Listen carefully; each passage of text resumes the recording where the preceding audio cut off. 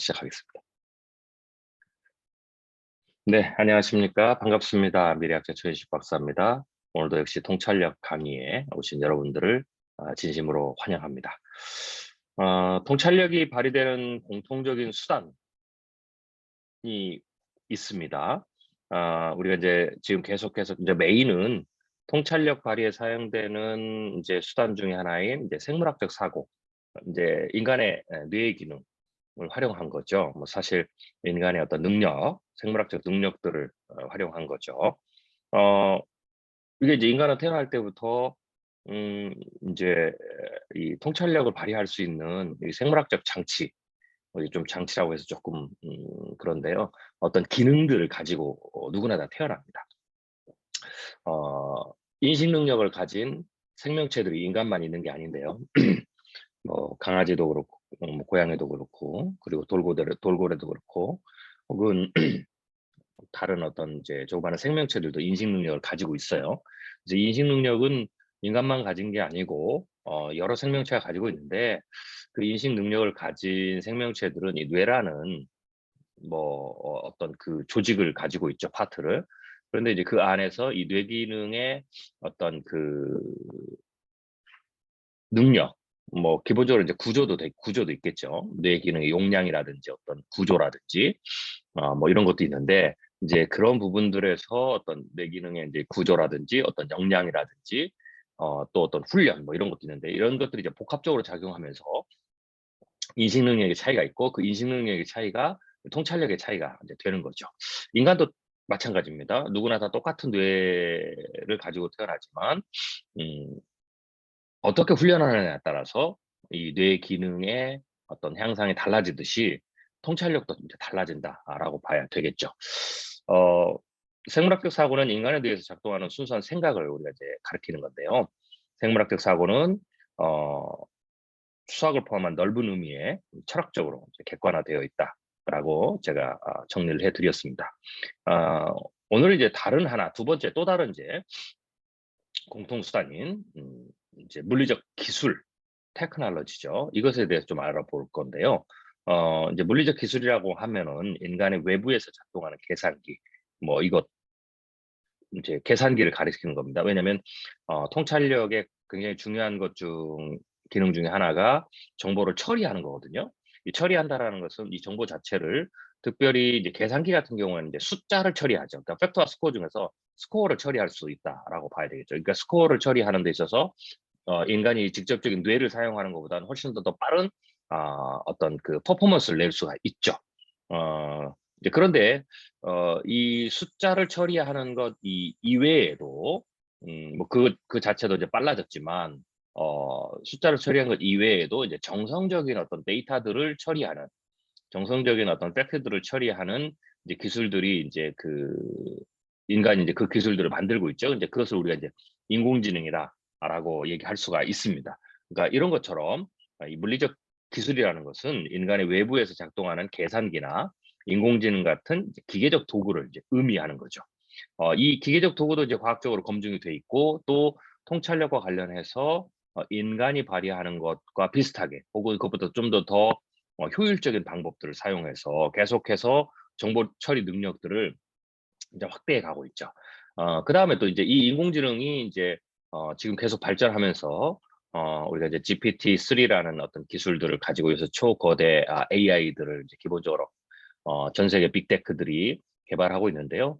이 기능들이 탑재가 되면, 원활하게 되면 인제 우리가 인공지능을 인간이 일반인들이 좀 더 쉽게 접근하고 사용하고 활용할 수가 있는 거죠. 저희 같은 경우는 이제 '통찰력을 활용하는 분야에 인공지능을 충분히 활용할 수 있다.'라고 생각이 저는 돼요. 그리고 그 가능성들을 굉장히 많이 있고요.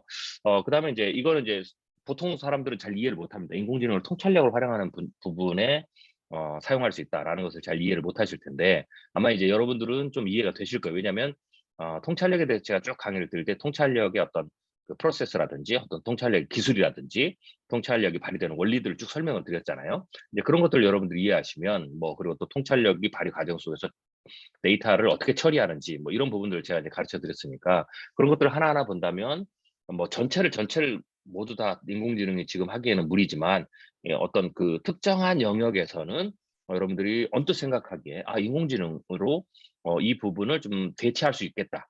라는 거죠. 그래서 대체를 하게 되면 여러분들이 나머지 부분들만 하면 되기 때문에 통합적으로 인간이 통찰력을 발휘하는 데 훨씬 더 시간도 적게 들고 혹은 통찰력을 발휘하는 범위도 넓어져서 전체적인 어떤 퍼포먼스가 상상이 되겠죠. 그래서 저는 이제 인공지능을 굉장히 이제 중요하게 지금 도구로 눈여겨보고 있고, 사실 그 인공지능에 대한 연구도 병행을 하고 있어요. 왜냐하면 통찰력을 발휘하는 데 수단으로 쓰려면, 혹은 수단을 쓰기 위해서는 약간의 어떤 그 개선, 기술적 개선 뭐 이런 것들이 좀 필요하거든요. 그래서 이제 그런 부분들을 좀 관심을 가지고 있습니다. 뭐 저 같은 경우는 이제 통찰력 발휘 분야가 이제 미래 예측 분야로 굉장히 그 집중화돼 있기 때문에 인공지능을 보면 활용하면서 이렇게 보면서 연구하면서 미래 예측 분야의 통찰력에 얼마나 활용 가능한지를 늘 염두에 두고 또 나름대로 테스트를 하고, 혹은 미진한 부분이 있다면 그 미진한 부분과 제가 사용하는 제 생물학적 뇌의 기능과 서로 어떻게 연결시켜서, 이게 정보 처리죠. 뭐 이제 연결시킨다라는 것은 뭐 어 통찰력을 발휘하는 정보 처리 단계가 제가 한 10 개가 있다. 그러면 1 번은 인공지능으로 거기서 나온 데이터를 제가 2 번, 두 번째 단계에서는 제가 직접 생물학적으로 뭐 3 번, 세 번째 단계도 그렇고요. 그다음에 여기서 나온 처리된 단계를 네 번째 단계로 넘어갈 때, 이때 인공지능이 이 과정을 잘할 수 있다면 이제 인공지능으로 그걸 대체를 하고, 인공지능이 대체해서 나온 그 퍼포먼스를 결과물을 가지고 제가 뭐 5, 6, 7 번을 제가 한다. 뭐 이런 식으로 서로 이제 그 옴니버스에서 협업이죠. 협업을 통해 가지고 전체 제가 통찰력을 발휘하는 어떤 그 과정들을 훨씬 더 그 수행 능력을 강화시킨다. 뭐 혹은 속도를 빠르게 한다. 혹은 데이터 처리 능력을 확대한다. 라고도 이제 볼 수가 있겠죠. 그래서 그런 아이디어들을 늘 생각하고 있습니다. 그런 측면에서 저는 이제 통찰력이 발휘되는 어떤 수단으로 인공지능을 보고 있고요. 미래 예측에서 제가 이제 미래학을 가르치면 정성적인 부분도 역시 앞으로 계속해서 인공지능과 협업해 갈 수 있는 부분이 이제 늘어날 거고요. 그렇지만 그 부분이 아니더라도 이 정량적인 예측들이 있거든요. 미래학에서 숫자를 가지고 정량적인 예측들을 하는데, 이 정량적인 예측을 할 때 거기에 이제 예를 들면은 뭐 미분이라든지 적분이라든지 뭐 이런 수학적 어떤 기술들이 많이 들어가거든요. 그리고 통계, 확률이라든지. 그런데 이런 부분들은 이미 인공지능으로 상당히 대체가 될 수 있고요. 앞으로는 완전히 대체가 될 수 있다라고 이제 저는 이제 그렇게 봐요. 그래서 사실 지금까지는 인공지능을 우리가 활용하기 전에는 이 정량적인 부분에 대한 그 예측 부분은 사실 수학적인 기술들을 공부를 수학적인 어떤 그 기술들을 공부를 해야 되고요. 그래서 이제 이걸 가지고 이제 컴퓨터 프로그램을 활용해 가지고 이제 컴퓨팅의 어떤 계산기 능력이죠. 이 능력을 활용해서 예측치를 뽑아내고 이제 그랬거든요. 그렇지만 이제 그래서 이제 미래학을 가르칠 때 정량적인 부분들은 뭐 수학을 가르쳤어요. 통계도 가르치고 확률도 가르치고 뭐 이렇게 했는데, 앞으로는 이제 미래학 커리큘럼에서 제가 수학이나 그러니까 수학의 어떤 이론은 제가 가르치지만, 왜냐면 그래야 이제 수학적 이론을 가르친다는 것은 인간의 뇌에서 수학적인 어떤 그 관점에서의 어떤 그 통찰력을 발휘해야 되는 그런 부분이 있어요. 그렇지만 이제 계산 기능은 하지 않는다라는 거죠, 인간의 뇌로. 그런데 이제는 인공지능이 있기 때문에 이런 계산적인 부분들을 담당하는 모든 부분들을 전부 다 인공지능이 대체하면 되고요. 또 그 인공지능에게 명령을 내릴 때에 내추럴 랭귀지, 요새 이제 초거대 AI에서 이제 주로 사용하는 건데, 이 한 뭐 한국어면 한국어, 영어면 영어로 이렇게 내추럴 랭귀지로 명령을 내릴 수 있기 때문에, 그리고 내추럴 랭귀지로 또 그 인공지능의 처리 결과를 이렇게 서로 주고받을 수가 있거든요.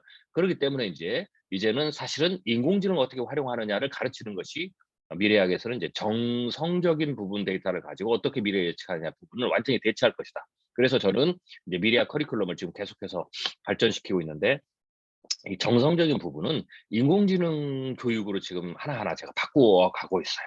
인공지능이 뭔지, 어떤 활동 어떤 그 능력을 발휘할 수 있는지, 그다음에 인공지능의 작동 원리는 뭔지, 우리가 그것을 어떻게 사용해야 되는지, 뭐 이런 부분들을 이제 가르치는 거죠.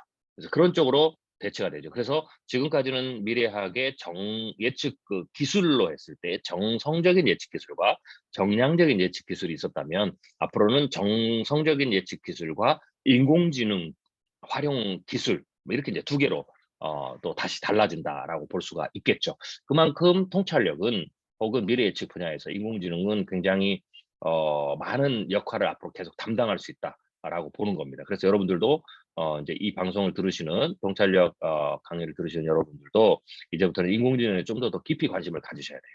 예, 그리고 인공지능이 어떻게 작동하는지를 아셔야 되죠. 그래야 그 작동 방식을 어느 정도 좀 이해를 해야 통찰력 이게 어떤, 그러니까 내 뇌로 작동시키는 모든 통찰력의 과정 중에서 어떤 부분을 내가 인공지능에게 맡길 수 있을지, 뭐 이런 부분들을 자기 나름대로 선택을 할 수가 있어요. 선택을. 예.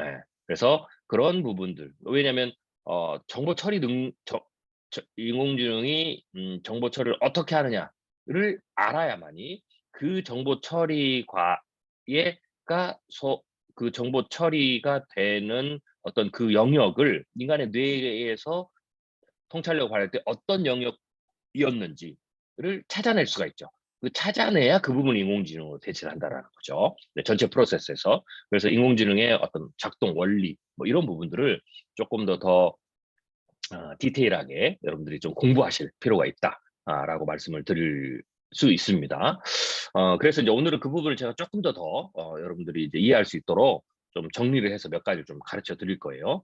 자, 그러면 그 부분에 이제 들어가기 전에, 그러면 지금 이제 현재 지금 아까 말씀드렸지만 이제 초거대 AI라고 이 예를 들면 여기서 조금, 네, 초거대 AI라고 여러분 좀 들어보셨을 텐데요. 이제 하이퍼스케일 AI라고 얘기를 하는데요. 좀 정리를 하자면 제가 정리를 좀 해놨는데요. 초거대 인공지능, 하이퍼스케일 AI 기술은 딥러닝 학습 모델의 크기와 성능을 평가하는 요소 중에 하나가 있는데요. 그게 뭐냐면 이제 파라미터, 이걸 이제 매개 변수라고 하는데요. 이 파라미터의 개수가 거대한 인공지능을 얘기하는 거예요. 이 숫자가 어마어마하게 커요. 그래서 이것을 초거대 인공지능이라고 얘기를 하죠. 딥러닝 학습을 하는 이제 인공지능 신경망 기술이 인간의 뇌를 흉내낸 모델이잖아요. 그렇기 때문에 이 파라미터는 인간의 뇌에다가 굳이 비교를 하자면 신경세포 뉴런 사이를 연결하며 정보를 학습 혹은 기억하는 이 시냅스의 역할을 한다라고 볼 수가 있어요. 그러니까 이 시냅스의 역할을 하는 이 파라미터 개수가 어마어마한 인공지능, 이것을 우리가 초거대 인공지능이다 라고 해요. 그래서 뭐 파라미터가 뭐 몇억 개다 뭐 이런 얘기를 계속 하는 거거든요. 이 말은 인간의 뇌로 보면 이 시냅스가 몇억 개다 뭐 이런 것까지 같은 거죠. 인간의 뇌에서도 이 신경세포 뉴런과 뉴런 사이를 연결하는 이 시냅스가 사실 지능에 있어서 굉장히 중요한 가장 핵심적인 영역 중에 하나죠. 이 시냅스가 얼마나 많으냐, 혹은 이 시냅스 간의 연결이 얼마나 강하느냐에 따라서 그 부분에 대해서 이제 어떤 그 학습과 기억이 이제 그 뭐랄까요, 퀄리티가 이제 질이 높아지는 거거든요. 자, 딥러닝 알고리즘에서 파라미터는 학습 양과 연결이 된다라고도 우리 여러분 생각하시면 되겠어요. 그래서 이제 파라미터가 많으면 학습량이 이제 많아지는 거죠. 그 공부를 많이 하는 것과 같은 거예요. 인간이 공부를 많이 하는 거. 그러면 이제 아는 것도 공부를 많이 한다고 해서 이제 지식이 많고 아는 정보가 많아지는 것 같잖아요. 그러면 사실 그것은 안에 시냅스에서의 연결이라든지 어떤 그 강도가 강해진다. 이렇게 되는. 이렇게 이제 우리가 이제 뇌신경학적으로 설명할 수가 있어요. 인공지능은 학습량이 많을수록 성능이 향상돼요. 이거 당연한 거죠. 인간에 대해서 학습량이 많을수록 성능이 향상이 돼요. 초거대 인공지능은 인간의 언어, 이제 자연어로 인간과 대화를 나누고 협업을 할 수 있는 획기적 전환점을 마련했다. 이제 뭐냐면 이 파라미터 자체에 인간의 언어, 내추럴 랭귀지를 학습을 다 시키거든요. 그래서 인간과 이 내추럴 랭귀지 수준에서 소통할 수 있도록 하는 거죠. 그러면서 이제 그것을 소통한 다음에 이해한 걸 가지고 스스로가 이제 정보를 찾아요. 그리고 그걸 가지고 와서 다시 인간의 언어로 이제 그 바꿔서 결과물들을 얘기해 주죠.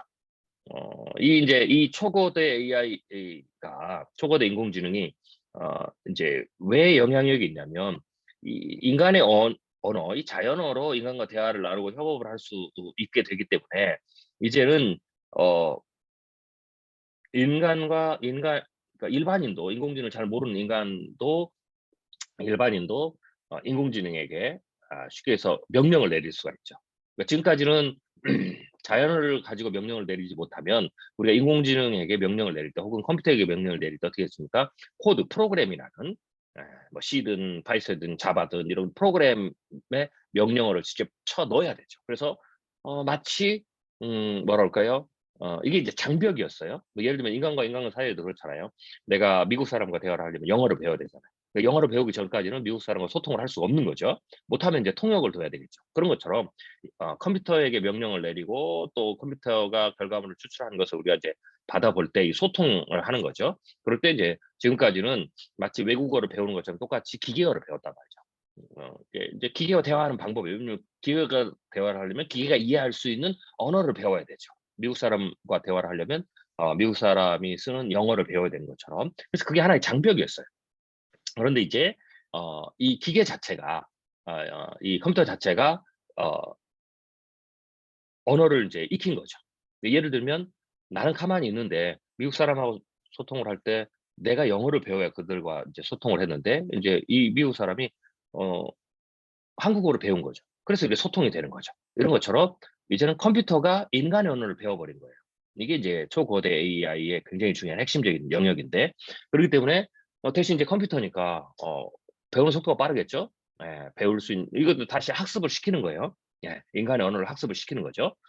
그래서 컴퓨터이기 때문에 배우는 속도가 굉장히 빠르기 때문에 이 컴퓨터가 한글도 외우고 영어도 외우고 독일어도 외우고 프랑스어도 배우고 다 배우는 거죠. 그래서 이 세상에 존재하는 모든 인간과 소통이 가능한 거죠. 네.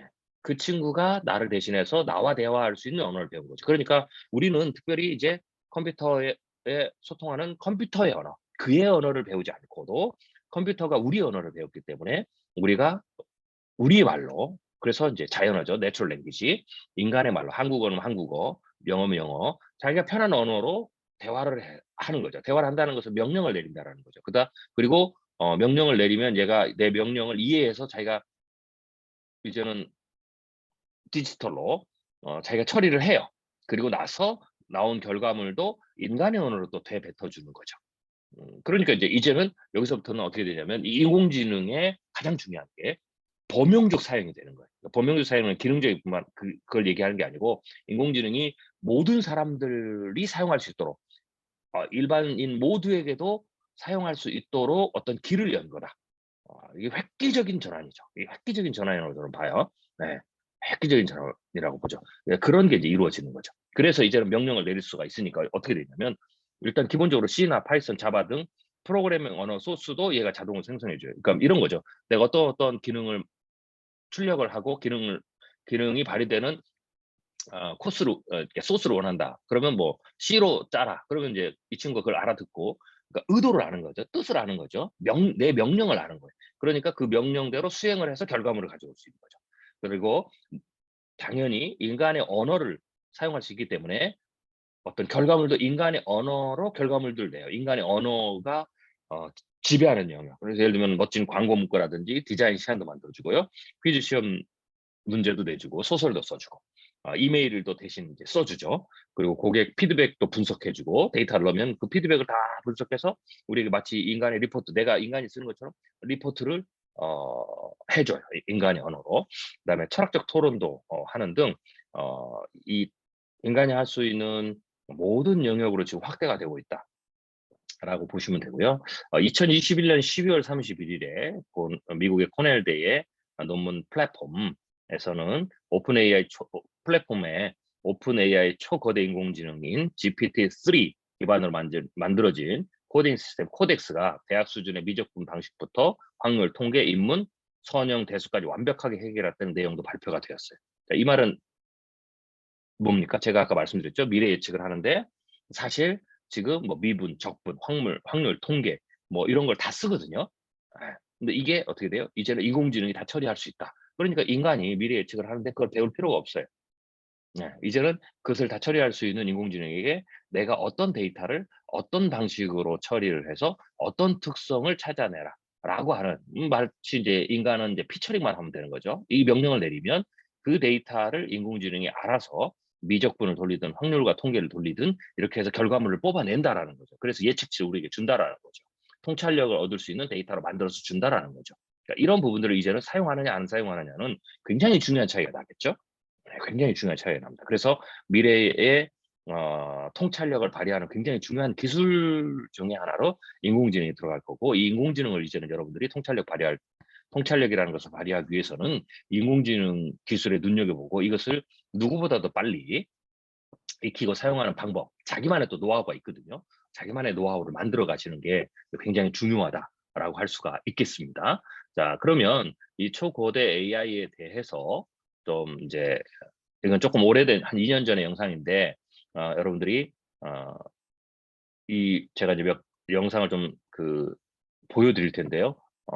제가 직접 말을 했던 것보다 눈으로 한번 보시는 게 도움이 될 거예요. 자, 그러면 영상을 하나 보여드리도록 하겠습니다. 음.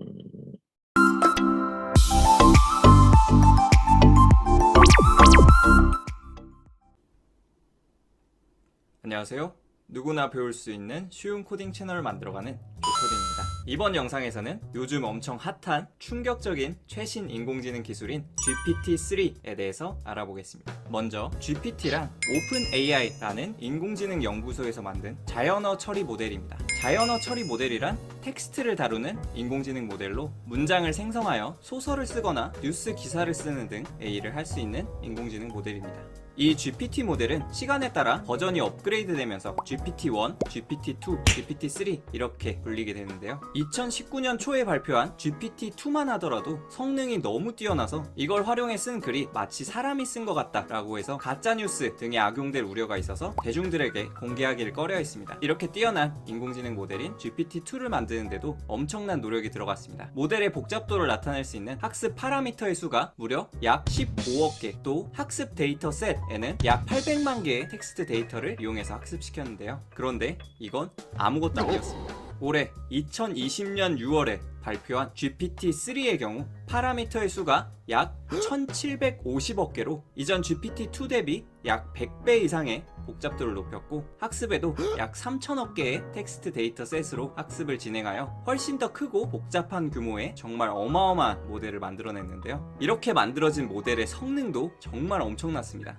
논문에 따르면 GPT-3 모델을 이용해서 작성한 글이 인공지능이 쓴 것인지 아니면 사람이 쓴 것인지 판단하게 실험을 했는데요. 평균적으로 52%의 사람만 이 글이 인공지능이 쓴 글이다 라고 인지를 할 수 있었습니다. 심지어 어떤 글은 12%의 사람만 이 글이 인공지능이 쓴 거라고 인지할 수 있었습니다. 지금 보시는 게 다 잘된 인공지능이 경우 쓴 글입니다. 약 88%의 사람이 이 글이 사람이 쓴 것이라고 판단할 정도로 엄청나게 정교한 글이 나오는 수준까지 되었습니다. 그런데 더 놀라운 건 오픈 AI가 이렇게 만든 인공지능 모델을 API 형태로 제공하여 몇몇 사전 체험 신청자들에게 공개하였는데요. 사람들이 이 API를 응용하여 엄청 놀라운 결과물들을 만들게 되어 SNS에서 난리가 났습니다. 이렇게 GPT-3를 이용한 엄청 많은 놀라운 작품들이 있는데, 이 중에서 대표적인 10가지만 소개해드리겠습니다. 화면을 통해 함께 보시죠.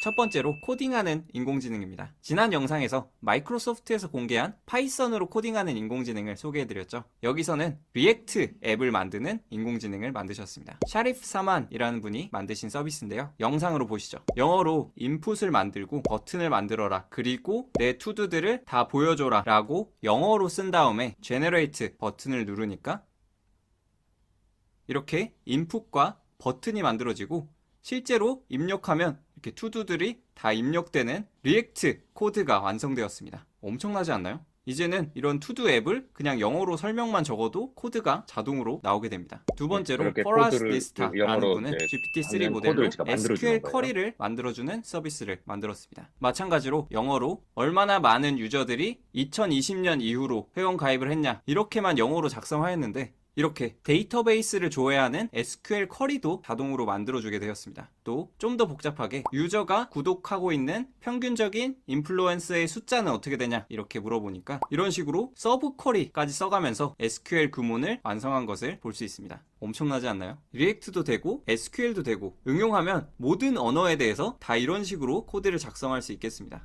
세 번째로 조던 싱어라는 분이 피그마라는 디자인 툴의 플러그인을 만드셨는데요. 여기서도 영어로 앱을 만드는데 내비게이션 바가 카메라 아이콘이 있고 메시지 아이콘이 있고 이런 식으로 쭉 영어로 작성하고 디자인 버튼을 누르니까 아까 영어로 쓴 대로 디자인이 만들어진 걸 확인할 수 있습니다. 코딩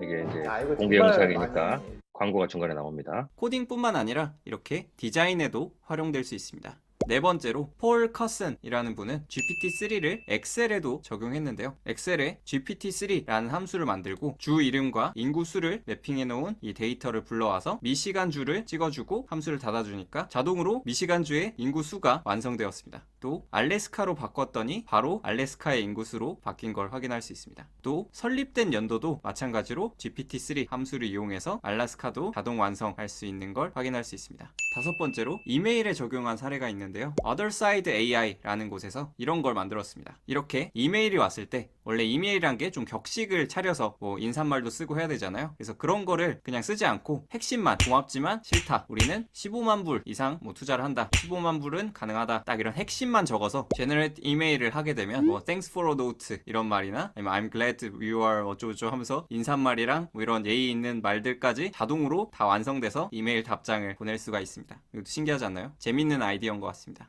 여섯 번째로 지금 이메일 카를로스 쓰는 이 것을 프레즈라는 거꾸로 분이 쓰면 만드신 이제 건데 구글 신문에서 닥스에 특별한 것을 이제 GPT-3를 뽑아낼 때도 결합하여 쓰시는 거죠. 만드셨습니다. 여기서 텍스트 자동 완성, 스펠링 체크, 그리고 파라프레이즈, 문장을 다시 쓰는 거죠. 이런 기능까지 넣었다고 합니다. 이렇게 어떤 문장이 있을 때 문장의 스타일을 인공지능이 바꿔주는 그런 파라프레이즈 기능을 보겠습니다. 여기는 클릭베이트 스타일로 바꾸는데요. 클릭베이트가 낚시성 제목 이런 거죠. 뭐 수학 문제를 푸는데 뭐 문제가 있냐? 이런 문장이 있는데 이거를 클릭베이트로 리라이트 하면 이런 식으로 Why you having a trouble? 너가 왜 이 수학 문제를 이해하지 못하는지 라는 좀 클릭베이트성, 낚시성 제목으로 바뀌었습니다. 이런 기능은 유튜브 제목 정할 때 사용하면 좋겠네요. 일곱 번째로 파슨무니라는 분이 만드신 소설을 쓰는 AI가 있습니다. 소설을 써주는 AI를 만들면 어떨까라고 농담처럼 얘기했는데 이렇게 좋게 나올 줄은 몰랐다고 합니다. 이렇게 사람이 I'm fine 정도만 딱 적어주고 인공지능을 동작시키면 인공지능이 알아서 소설을 이렇게 쭉쭉 써내려가는 것을 볼 수 있습니다. 엄청나지 않나요? 여덟 번째로 린나 모힛 님이 만드신 밈 생성기도 있습니다. 여기 밈을 생성하는 버튼을 누르면 인공지능이 이렇게 사진에 맞는 재미있는 말을 이렇게 매칭해서 자동으로 밈을 만들어주는 걸 볼 수 있습니다. 이제는 유머도 인공지능이 만드는 날이 왔습니다. 아홉 번째로 파라스코프라라는 분이 만드신 검색 엔진도 있습니다. 이런 식으로 The Selfish Gene이라는 게 언제 출판됐냐 이렇게 입력을 하니까 답으로 Selfish Gene이 1976년에 출판됐다 이렇게 정답이 나오는 걸 확인할 수 있습니다. 보니까 위키피디아에서 나온 정보를 GPT-3를 통해서 이해하고 여기에 맞는 답을 골라서 가져오게 만든 것 같습니다. 열 번째로 야시라는 분이 회계 지식이 없는 사람들을 위해서 재무제표를 자동으로 생성해주는 서비스를 만들었습니다. 이런 식으로 영어로 900달러를 3개월 렌트를 위해서 미리 지불했다 이걸 입력하고 엔터를 누르면 이렇게 오른쪽에 재무제표 상에 뭐 현금이 깎이고 프리페이드 익스펜스라고 해서 여기에 900이 올라가고 이런 식으로 재무제표를 자동으로 인공지능이 관리해주는 그런 서비스도 만들었습니다. 앞서 살펴본 10가지 외에도 정말 많은 사람들이 진짜 재미있고 유용한 서비스들을 많이 만들었는데요. 여기 GPT 크러쉬라는 사이트로 들어오시면 이렇게 사람들이 만든 작품들을 모아놓은 것도 있습니다. 그래서 여기서 뭐 분야별로 볼 수도 있고 전체적으로 넘겨보면서 어떤 서비스들이 있는지 확인할 수 있습니다. 영상 잘 보셨나요? 네. 잘 보셨죠? 여기 이제 이 많은 사람들이 이건 사실 2년 전 영상인데 그 이후에도 이제 많은 이제 그 샘플들이 올라와 있는데 제가 들어가 보면 이제 미래 시나리오를 쓰는 그런 어떤 그 작용도 하고 있는 걸 제가 봤거든요. 그래서 굉장히 이제 여러 가지 이 측면에서 이제 뭐라고 할까요? 적용되고 있다라는 거고요. 지금 이제 이건 제가 2년 영상이라고 말씀드렸죠. 이거 이제 지금 초거대 AI들의 핵심 엔진이 지금 다 GPT-3를 쓰고 있어요. 그걸 이제 가져다가 나름대로 빅테크 회사들이 이제 거기다 더 파라미터를 넣고 이제 발전시킨 거죠. 그래서 2년이 지난 지금 어느 정도 수준인가라는 걸 여러분들이 좀 보시면 좋을 것 같은데요. 이제 이거는 제가 이 영상을 좀 보여드릴게요. 이 영상은 제가 디테일하게는 보여드리지 않겠습니다. 20분이 넘는 영상이기 때문에 대신 제가 여기에 제가 유튜브 채팅창에 유튜브 그 주소를 올려드릴 테니까 나중에 여러분들이 이 주소를 이제 카피하셔가지고 한번 보시면 좋을 것 같아요. 그래도 일단은 약간 좀 봐야 되니까 제가 이제 보여드리면 자, 이 초거대 AI라는 것은 대량의 데이터를 슈퍼컴퓨터를 활용해서 매개 변수를 확 늘려가지고 AI에게 학습시키는 방식입니다. 그 규모를 굉장히 키웠다고 해서 초거대, 영어로는 뭐 라지 스케일 아니면 하이퍼 스케일 AI라고 불리기도 합니다. 이 초거대 AI가 주목을 받기 시작한 시점은 2020년 오픈 AI사가 공개한 GPT-3가 공개되면서부터였는데요. 자, 오늘 초거대 AI 언어 GPT는 능력 제가 이전 활용이 영상에서 어떻게 되고 있는지, 보여드렸죠. 이미지 생성 능력이 어떻게 활용되고 있는지, 마지막으로는 또 어떤 영역에서 활용되고 있는지 정리를 해보도록 하죠. 자, 먼저 초반에 두각을 드러낸 것은 언어 능력 활용이 너무나 무궁무진했다라는 부분이에요. 일단 대화가 잘 되기 때문에 챗봇 기능으로서의 앞으로의 활용도 기대가 됩니다. 독일의 한 미래학자가 GPT-3와 대화를 나눈 장면이고요.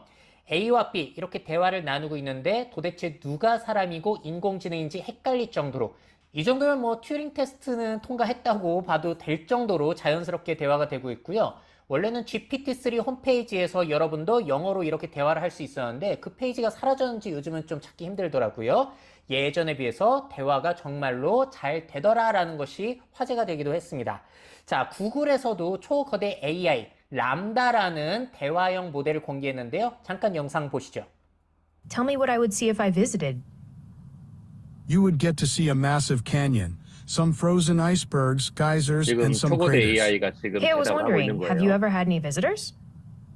Yes, I have had some. The most notable was New Horizons, the spacecraft that visited me.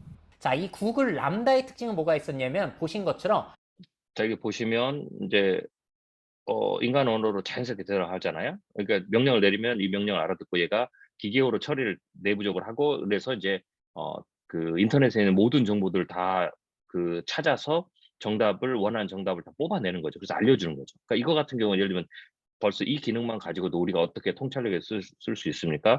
우리가 이제 과거에 이제 그 지난 강의들에서 제가 통찰력을 발휘할 때 뭔가 어떤 개념을 정리하는 거, 뭐 이런 것들이 이제 굉장히 중요하다고 그랬죠. 그러니까 이런 부분들은 사실 여러분들이 뭐 책도 찾아보고 인터넷도 찾아보고 다 이래야 되는데, 이런 부분, 이런 파트에서는 그냥 초거대 AI에게 여러분들이 계속해서 질문을 던지면 돼요. 뭐 개념에 대해서, 뭐 이 단어에 대해서, 단어에서 또 나오면 그 다음 뭐냐, 이렇게 계속 이제 질문을, 그러니까 우리는 지금 스스로 검색을 하고 책을 읽고 공부를 해서 막 이것을 정리를 하는 건데, 이런 부분들을 이 초거대 AI가 계속 질문을 던져가면서 어떻게 되겠어요? 자기가 정리를 하겠죠.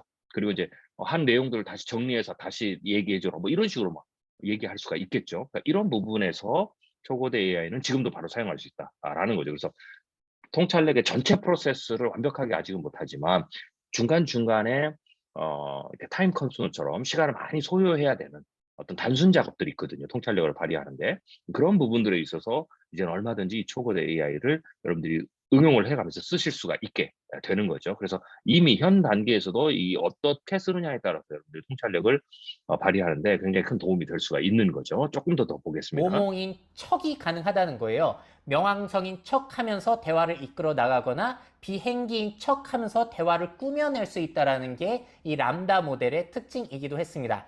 그러다 보니까 이런 일이 펼쳐지기도 했죠. 구글의 한 직원이 AI, 이 람다가 인지 능력이 있다고 주장을 했다가 잘리는 사태가 펼쳐지기도 했어요. 자, 신문기사 내용 좀 보시게 되면은 이 부분 좀 대화록에서 최근에 블렌더보 3라고 해가지고 언어 규모를 확 늘려가지고 챗봇이 가능한 이런 서비스를 이제 메타가 만든 챗봇 테스트를 하고 서비스입니다. 있기도 합니다. 미국에서만 현재는 가능해요. 또 한국에서는 작년에 하이퍼클로바가 얼마나 대화가 잘 되는지를 공개하기도 했습니다. 음악의 아버지가 누구야? 이건 이제 바흐입니다. 네이버가 만든 바흐가 왜 음악의 초거대 아버지야? 바로 피스를 인공지능입니다. 대표하는 작곡가이기 때문입니다. 근데 왜 아버지라고 부르지? 바흐의 음악에서 풍기는 분위기가 마치 아버지처럼 온화하면서도 무게감 있고 굳건한 인상을 풍겨서 그렇게 불러왔어요. 아, 그렇구나. 제가 쉽게 설명해드린 것 같아서 기분이 좋네요. 자, 보시면 아시겠지만 하이퍼클로바의 특징은 한국어를 학습시켜가지고 한국어에 특화가 되어 있다는 부분. 그리고 위에 보시게 되면 근데 왜 아버지라고 부르지? 근데 왜 바흐를 아버지라고 부르지라고 바흐를 다시 이야기하지 않더라도 맥락을 이해하고 대화할 수 있다라는 게 특징이라는 거예요. 자, 그런데 이런 기능들을 우리가 AI 스피커나 일반 스마트폰에서 아직까지는 활용을 못하고 있는데, SK텔레콤에서 최초로 소비자 용도로 GPT-3 형식의 초거대 AI와 대화를 나눌 수 있는 우리나라 어플리케이션 네이버랑 카카오, ADAS를 그다음에 공개를 3대 했죠. 통신사, 그다음 삼성 이런 데 다 지금 이 조선을 세운 개발에 사람은 지금 이제 누구지? 뛰어들고 있죠. 수천억씩 투자해서요. 조선 태조 또는 이성계는 고려. 자, 여러분들도 어플리케이션 다운로드 하셔가지고 이야기를 해보시면 아시겠지만 예전에 아리아라든지 그런 누구 인공지능과는 좀 더 발전된 대화 능력을 보여주는 게 특징이에요. 자, 궁금하신 분들은 다운로드 하셔가지고 해보셔도 좋을 것 같고요. 또 이 에이닥 같은 경우에는 이런 귀여운 이미지까지 넣어가지고 친근감 있게 대화를 할 수 있다라는 그런 특징 역시 가지고 있습니다. 자, 또 이 초거대 AI. 말만 잘 되는 게 아니라 대화만 잘 되는 게 아니라 문장 작성 능력 역시 뛰어나죠. 저는 이 사례가 상당히 재밌었어요. GPT-3를 이용해서 지혜에 관한 명언을 작성하는 트위터 계정인데요. 이 중에서 제가 제일 놀랍게 본 것은 음악에 대한 선호가 구체적일수록 음악에 대해서 모르는 것이다. 너무나 그럴싸한 말을 만들어낼 수도 있다는 거예요. 앞으로는 지혜도 이런 AI한테 배울 수가 있을까요? 자, 또 클로바 AI 같은 경우에는 이런 특징을 가지고 있습니다. 지금 클로바 스튜디오 베타 서비스를 오픈을 하고 있는데 긴 글을 한 줄로 요약해 준다든지 제품 광고 문구를 만들어 줄 수 있다는 거예요.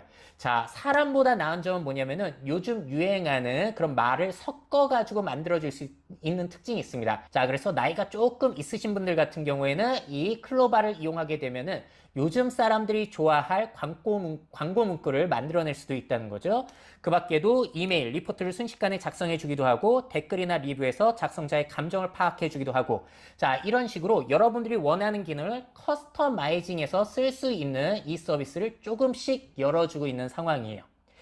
시도를 최근에 카카오 브레인에서 시도를 했습니다. 시 쓰는 인공지능 모델 시아라는 것을 개발을 했는데요. 카카오 브레인의 초거대 AI 코 GPT를 활용했다고 해요. 1만 3천여 편의 시를 읽으면서 학습을 시킨 결과물이 시집으로 출간이 됐는데요. 저도 며칠 전에 이제 구매를 해서 읽어봤는데 사실 좀 어렵기는 하더라고요. 제일 처음에 나오는 시를 보시게 되면은 뭐 말이 되는 것 같기도 하고 안 되는 것 같기도 하고 이 시집에 대해서는 제가 다시 한번 리뷰를 자세하게 진행하도록 하겠습니다. 자, 그리고 이렇게 시를 만든 다음에 이걸 이용해서 인공지능 시극을 열기도 한다고 해요. 다양한 예술적인 시도가 앞으로도 이어질 것 같고요. 또 이 GPT-3가 쓴 시나리오를 이용해서 영화를 찍은 다음에 유튜브에 공개를 한 그런 집단도 있습니다. 자, 앞으로 이런 초거대 AI는 시나리오, 소설 등 창작 활동에 아이디어를 제공해 주는데 굉장히 도움을 줄지도 모르겠어요. 자, 그리고 소설가들 같은 경우에는 뒷내용 쓰는 게 막히면은 이런 초거대 AI를 활용할 수 있을지도 모릅니다. 자, 기사 내용 보시게 되면요. 이런 내용이 있어요. 작가가 작성한 내용을 인터페이스에 입력하고 몇 가지 단어를 선택한 후 AI가 불길한 어조, 더 깊은 내면의 갈등 등으로 다시 쓰도록 하거나 줄거리를 틀어 제시하거나 은유를 더해 작성하도록 할 수 있다는 거예요. 자, 이거는 이제 소설에서도 쓸 수 있지만 우리가 이제 미래 예측을 통찰력을 발휘해서 미래의 어떤 특정한 부분을 이제 예측하는 부분들에 대해서 인사이트를 얻다 그러면 그 인사이트에서 굉장히 중요한 핵심적인 이제 그 장면들이 있겠죠. 혹은 핵심적으로 사용해야 될 어떤 변수의 어떤 특징, 뭐 내용, 데이터 뭐 이런 것들만 주면 얘가 그것을 이제 그 여러분들의 어떤 그 통찰력을 누군가 전달할 때, 뭐 여러분 상사라든지 혹은 팀원이라든지 이런 이제 묘사를 해야 되겠죠. 통찰력을 이때 이제 지금 이 초거대 AI를 쓰면 어떻게 되겠어요? 그 나머지 이 글을 써주죠. 그걸 이제 묘사력을 뛰어나게 만들어주죠. 그러니까 이것 자체도 굉장히 이제 도움이 곧바로 시나리오 작업을 하는데도 도움이 돼요. 저처럼 예측을 하는 데는 굉장히 오랜 시간이 걸리겠지만 저 같은 사람들이 예측했던 독특한 어떤 특정한 굉장히 핵심적인 부분들을 키워드나 문장으로 딱 써주기만 하면 그것을 시나리오화, 그러니까 쉽게 해서 텍스트로 만들어서 어떤 문장으로 만들어서 좀 폭넓게 좀 설명하고 하는 부분들은 이제는 인공지능이 곧바로 현재도 지금 대처할 수 있다. 이렇게 이제 봐야 되겠죠. 그래서 통찰력을 내가 전달하는 어떤 데 도움이 소설을 됩니다. 쓰기 시작하면 뒷내용을 완성시켜주거나 다양한 자, 또 어떤 게 있는지 또 알아차렸다는 보겠습니다. 거예요. 왜냐면은 짧게 쓴 게 아니라 이렇게 길게 말이 되게끔 글을 작성해 줬기 때문이죠. 자세히 읽다 보면 이게 도대체 무슨 소리야 라는 생각이 들 수도 있겠습니다만 이 정도로 어느 정도 말이 되게 쓰게 되면은 사람인지 인공지능인지 헷갈릴 수가 있다는 거예요. 자, 그리고 최근에 네이버의 하이퍼클로바 같은 경우에는 독거 노인들의 안부 전화를 거는 용도로 이게 쓰이기도 하고 있죠. 자, 손승인과의 대화인데요. 안부 확인차 네이버에서 전화드렸습니다 라고 하고 어떤 일을 하시는지 여쭤봐도 될까요? 연극을 하고 있습니다 라고 손승님이 대답을 자, 또 파일럿이라는 것을 좀 더 공개했는데요. 넘어가겠습니다. 이건 뭐냐면은 GitHub 상에 있는 수많은 코드들을 학습해가지고 내가 코딩을 하다 보면 뒷문장을, 뒤에 언어들을 자동으로 이렇게 제안해주는 방식이었어요. 자동 완성 기능과 비슷하다라고 보시면 되겠고요. 또 이거를 넘어서 가지고 아예 코덱스라고 하는 인공지능 모델을 만들었는데, 이거는 그냥 사람 말로 명령을 하게 되면은 사람 말을 프로그래밍 언어로 번역을 해주는 이런 기능을 선보여서 화제가 되기도 했습니다. 그 말을 감정을 넣어서 말해봐 라고 하면은 여기에 느낌표를 붙여주고 있고요. 마지막 메시지를 10번 반복해 라고 하면은 내가 코딩 언어를 모르더라도 이 부분도 이렇게 이전 영상에 알아서 봤지만 좀 코딩을 더 많이 해주고 발전을 한 있다는 지금 거예요. 상황이죠. 자, 이를 넘어서서 아예 사람 말로 명령을 해가지고 간단한 게임을 만드는 영상 역시 작년에 공개를 했습니다. 그냥 자연스럽게 사람 말로 명령을 하게 되면은 그 말들이 모여가지고 결국에는 간단한 게임을 만들어낼 수 있다는 거예요. 우주선 이미지 추가에 뭐 수평으로 움직이게 하고 왼쪽 오른쪽 벽에서 튕기게 해. 복잡한 말을 하더라도 자, 여기 보시면 이제 왼쪽 이쪽에다가 여러분들이 게임이 이렇게 작동하고 이런 요소가 있고 뭐 이렇게 하면 득점을 하고 이렇게 하면 죽고 하는 뭐 이런 여러분 아이디어죠. 게임 아이디어를 그냥 자기 말로 치면 영어든 한글로 치면 옆에 얘가 그걸 알아듣고 거기에 맞는 코드를 다 생성을 해줘요. 그러니까 이제 개인들도 이제는 내가 어떤 앱을 만들고 싶다, 어떤 기능을 만들고 싶다는 걸 할 수 있죠. 만약에 그러면 여러분들이 이 인공지능을 활용하면 얘가 명령을 수행하는 거니까 여러분들이 통찰력을 발휘하는 데 있어서 어떤 그런 작은 어떤 모듈들이 있죠. 어떤 정보를 뭐 예를 들면 이제 투자다 그러면 어떤 이렇게 기업과 관련된 어떤 특정한 사건들만 어떻게 이제 기사가 나오면 어떻게 다 추려서 그것을 어떻게 정리해서 나한테 보내줘라라고 하는. 왜냐면 그거는 이게 없었다면 내가 다 직접 그걸 정보를 관찰해야 되잖아요. 관찰하고 또 그것을 분석하고 정리해야 되는데 이런 부분들을 인공지능에게 내가 기본적인 원리 명령들만 치면 얘가 그 코드를 짜서 그것을 계속 실행시켜가면서 계속 어떻게 돼요? 거기에 관련된 데이터들을 스스로 나를 대신해서 관찰하고 그 다음에 추출해주고 또 축적해주고 뭐 하는 이런 일들 하겠죠. 그러니까 이게 이 도구를 써야 된다는 거죠. 이런 도구 없었을 때는 못 쓰면 전부 다 여러분들이 직접 하셔야 되는 거거든요. 그러니까 이런 부분에 있어서 퍼포먼스를 굉장히 크게 낼 수가 있는 거죠. 그래서 통찰력 전체 과정을 인공지능을 통해서 할 수는 없지만 아직도 또 앞으로 상당히 그렇게 되지만 통찰력을 발휘하는 이 과정을 좀 더 여러분들이 좀 쪼개서 나에게 필요한 영역만 인공지능을 활용하거나 혹은 인공지능에게 그것을 수행하는 어떤 그 프로그램을 짜라라고 해서 그 프로그램을 짠 프로그램을 활용할 수 있죠. 그러면 이제 내가 직접 나는 이 부분은 통찰력을 발휘하는 데 필요한 부분인데 내가 프로그래밍 실력이 없어서 못 짠다. 이제 이게 안 되는 거죠.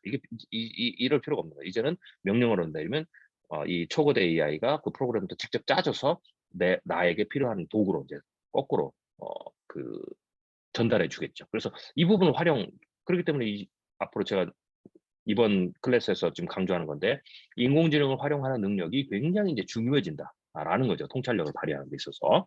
그래서 제가 지금은 여러 가지 테스트가 있고 기업 내부에서만 만들어서 외부로 공개하지 않고 어떤 거는 일부러 공개하고 뭐 이러겠지만 시간이 지나면 전부 다 이걸 다 공개할 거거든요. 왜냐하면 이게 수천억씩 들여서 투자한 거기 때문에 기업에서는 비즈니스 수익을 내야 되기 때문에 이걸 다 공개를 해야 완성도가 높아지면 공개한다는 거죠. 공개해서 우리가 막 쓰면서 거기에 어떤 뭐 광고를 붙이든 혹은 유료 서비스라든 해서 수익을 리턴을 해야 되잖아요. 그래서 곧 이제 공개를 한다라는 거죠. 그래서 여러분들이 이런 것을 유심히 눈여겨보면서 이건 이렇게 쓰면 되겠다라고 여러 가지 생각을 해보면 그 기술들이 공개돼서 나올 때 유료도 무료도 나올 때 여러분들 활용해서 즉각적으로 통찰력을 발휘하는데 사용할 수 있겠죠. 그 말을 철석같이 자, 조금 더 알아듣고 그 보겠습니다. 언어를 프로그래밍 언어로 바꿔가지고 같아요. 저도 굉장히 자, 이건 재밌어 또 하고 있는데요. 이미지를 또 먼저 만든 거죠. 역시나 오픈 AI가 GPT-3의 그 초거대 AI 방식을 활용해서 2021년 달2라고 하는 이미지 생성 인공지능 모델을 공개를 했습니다. 살바도르 달리에서 그 말을 따온 거고요. 자, 구글도 이런 것들을 진행하고 있는데 보시는 대로 매개 변수의 양을 늘리면 늘릴수록 파라미터라고 하는 그 양을 늘리면 늘릴수록 다양한 것들을 신경 써서 점점 더 정교한 이미지를 만들어낼 수가 있었다는 거예요. 시드니 오페라 하우스 앞 잔디밭에 서 있는 오렌지색 후드티와 파란색 선글라스를 쓴 캥거루의 초상화 사진. 자, 이게 200억 개 매개 변수로 갈수록 굉장히 자연스럽게 바뀌고 있죠. 생성이 되고 있고. 자, 마찬가지로 구글의 사례입니다. 숲에서 말을 타고 있는 우주인의 사진, 그의 앞에 수련이 있는 강이 있다. 매개 변수를 자, 여기 보시면 여기 350M, 750M, 3B, 20P 이렇게 있죠. 이게 이제 매개 변수 숫자가 늘어나는 거예요. 보시면 알겠지만 200억 개 마지막에 20P로 돼 있죠. 이 파라미터가 늘어날수록 어떻게 돼요? 똑같은 명령을 내렸는데도 만들어낸 이미지 생성이 훨씬 더 내추럴, 자연스럽죠. 지금 그걸 늘면 얘기합니다. 늘릴수록 정교하게 생성을 해주고 있는 모습이 확인이 됐어요. 자, 최근에 가장 화제가 됐던 것은 이 달리1을 변형한 더 업그레이드 시킨 달리2였습니다. 자, 이미지 생성을 어떻게 해주고 있는가? 고대 로마의 스파이더맨을 그려달라고 명령만 하면은 이렇게 해준다라는 거. 자, 화산 분화 현장에서 화석화된 아이폰 그려달라고 하면은 15초 만에 이런 이미지를 6장 뚝딱 만들어줄 수 있다는 거예요. 복잡한 명령. 버려진 도시 길 위 불타는 쓰레기 더미 위에 있는 비트코인 밤시간 사진 스타일로 그래도 알아듣고 해준다는 겁니다. 자, 이게 이제 이미지 생성하는 것도 통찰력을 뭐 발휘하는 건 아니지만 여러분들이 이렇게 만들어낸 통찰력을 다른 사람과 이제 커뮤니케이션, 쉐어를 해야 되겠죠. 이때 글로 쓸 수도 있지만 이렇게 어떤 특징들을 미래의 어떤 모습들 혹은 여러분들이 발견한 모습의 어떤 특징들을 이렇게 얘기하면 그것을 조금 더 시각화돼요. 그러니까 글은 사람들이 읽어야 되지만 이 시각화, 이미지 혹은 동영상도 만들 수 있으니까 얘가 그러면 그걸 만들면 내가 시나리오를 전달하는데 혹은 내가 발휘한 통찰력에서 어떤 그 이미지, 생각하는 이미지를 전달하는데 굉장히 도움이 많이 되겠죠. 그렇게 여러분들이 사용하실 수 있다라고 보시면 돼요. 앞으로는 사람한테 그려달라고 요청을 하거나 이미지를 찾으려고 시간을 보내는 게 아니라 달리2한테 명령을 해서 내가 이런 이미지를 만들어낼 수 있다는 거죠. 몇 주 안에 이런 것들을 유료화해가지고 일반인들에게 공개할 예정이라고 하니까요. 한번 주목해 보시면 좋을 것 같습니다. 또 이렇게 이미지 생성 능력을 이용해서 로고 디자인도 가능하다. 요즘에 워낙에 뭐 회사라든지 아니면은 유튜브 채널을 하면서도 개인들도 로고를 만들 필요성이 늘어났잖아요. 그래서 초거대 AI한테 피자원 로고 만들어줘. 아니면 나사 로고 만들어줘. 이런 식으로 명령을 해가지고 어떤 원하는 이미지를 선택하는 것도 가능해질지 모르겠습니다. 자, 그리고 디자인도 가능하죠. 특히나 패션 디자인이 가능한데 이건 달리1의 사례입니다. 검정 가죽 자켓과 금색 주름 치마를 입은 여성 마네킹 해주고 있고요. 또 다양한 명령어를 넣게 되면은 그에 맞는 이미지를 생성해 줄 수 있다는 거예요. 이게 달리1이었고 LG AI 연구원의 그 엑사1을 활용해서 틸다라고 하는 AI 디자이너를 만들기도 했죠.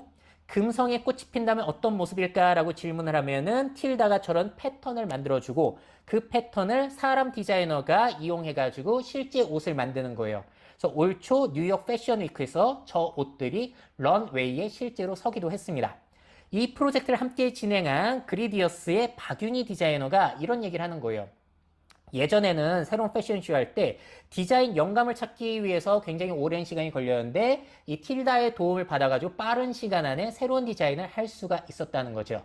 창의 작업에 있어서도 이런 도움을 받을 수 있는 측면, 앞으로 인간과 AI는 함께 협력을 하면서 이런 식으로 일하게 되지 않을까를 보여주는 장면이었어요. 실제로 들이 활용하거나 아니면 갤럭시 북의 그 커버로 자, 을 이런 해주더라. 부분들 좀 이제 학교에서 이미지를 만들어내는 공부하는 컴퓨터, 거고요. 정말 이상한 말을 넣어봤더니 완전히 이상한 이미지를 만들어줬어요. 전혀 연관도 없는 것 같고 심지어 기괴하죠. 자, 이건 또 다른 거 그 보겠습니다. 엑사원의 사례이고요. 이미지를 설명해 준다는 거예요. 노란 스키복을 입은 젊은 사람이 하얀 언덕을 스키로 내려오고 있다. 이제 이미지를 옆에 넣으면 사진은 이제 서로 이제 가쁜 홈메이드 이렇게 피자가 먹을 준비가 되어 있다. 이런 식으로 영어로 해설을 뭐 해주기 이렇게 설명을 때문에 해주는 거죠. 앞으로 시각 장애인분들이 도움을 받을 수도 있고 뭐 의료 영역이라든지 여러 가지로 도움을 받을 수 있을지도 모르겠습니다. 자, 그리고 또 우리 실생활에서 기대가 되는 것은 보다 정교한 이미지 검색이 가능하다는 겁니다. 카카오에서 공개한 사례인데요. 앞으로 어떤 옷을 원할 때 길거리에 도트무늬 노란 드레스 이렇게 구체적으로 명령을 해서 그 이미지를 검색한 다음에 관련된 옷을 구매하거나 하는 게 가능해질 수가 있다는 거예요. 이게 이제 올해부터 적용될 예정이었는데 아직까지는 안 되고 있고 조금 밀리고 있는 것 같습니다. 자, 그 밖에도 또 어디에서 쓸 수 있냐? 이런 모델을 구축해 놓고 이제 데이터를 바꾸게 되면은 다른 결과물을 여러분들이 얻을 수가 있는 건데요. 일단 개인 비서로서 이런 것도 가능하다라고 구글에서 공개를 했어요.